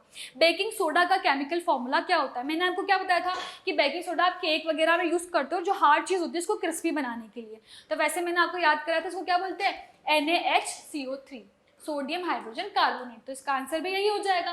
फिर ये पूछ रहा है the chemical name of the marble is, marble का केमिकल नेम क्या होता है, तो बच्चों मार्बल को क्या बोलते हैं, कैल्शियम कार्बोनेट। क्या बोलते हैं मार्बल को, CaCO3, कैल्शियम कार्बोनेट क्या होता है, मार्बल को बोलते हैं। ठीक है बच्चों, यहाँ तक आपका पूरा चैप्टर कंप्लीट हो चुका है। इस चैप्टर में अपन ने सबसे पहले क्या पढ़ा था बच्चों, सबसे पहले अपन ने पढ़ा था एसिड, बेसिस एंड सोल्ट होते क्या है। ठीक है, तो अपन ने एसिड को सबसे पहले पढ़ा कि उसकी फिजिकल प्रॉपर्टीज क्या है, फिर उसकी अपन ने केमिकल प्रॉपर्टीज पढ़ी, वैसे ही बेस की अपन ने फिजिकल और केमिकल प्रॉपर्टीज पढ़ी। फिर अपन ने सोल्ट पढ़े कि सोल्ट कितने टाइप्स के होते हैं, जिसमें से अपन ने पढ़ा ब्लीचिंग, कास्टिक सोडा, ये सब अपन ने एक साथ पढ़े। फिर इसके बाद अपन ने क्या पढ़ा, इंडिकेटर्स किस टाइप के होते हैं, इंडिकेटर्स कौन कौन से होते हैं, कौन कौन से होते हैं, आपके कौन कौन से होते हैं, नेचुरल इंडिकेटर्स होते हैं, फिर सिंथेटिक होते हैं और ऑल्फैक्टरी इंडिकेटर्स भी होते हैं। तो ऐसे करके अपना पूरा चैप्टर जो है वो यहाँ पर खत्म होता है। और बच्चों I hope this video will help you out and please don't forget to read your NCERT after watching this lecture, this is must बच्चों, प्लीज जाके NCERT को तो आप एक बार रिवाइज करना ही। ठीक है, थैंक यू ऑल।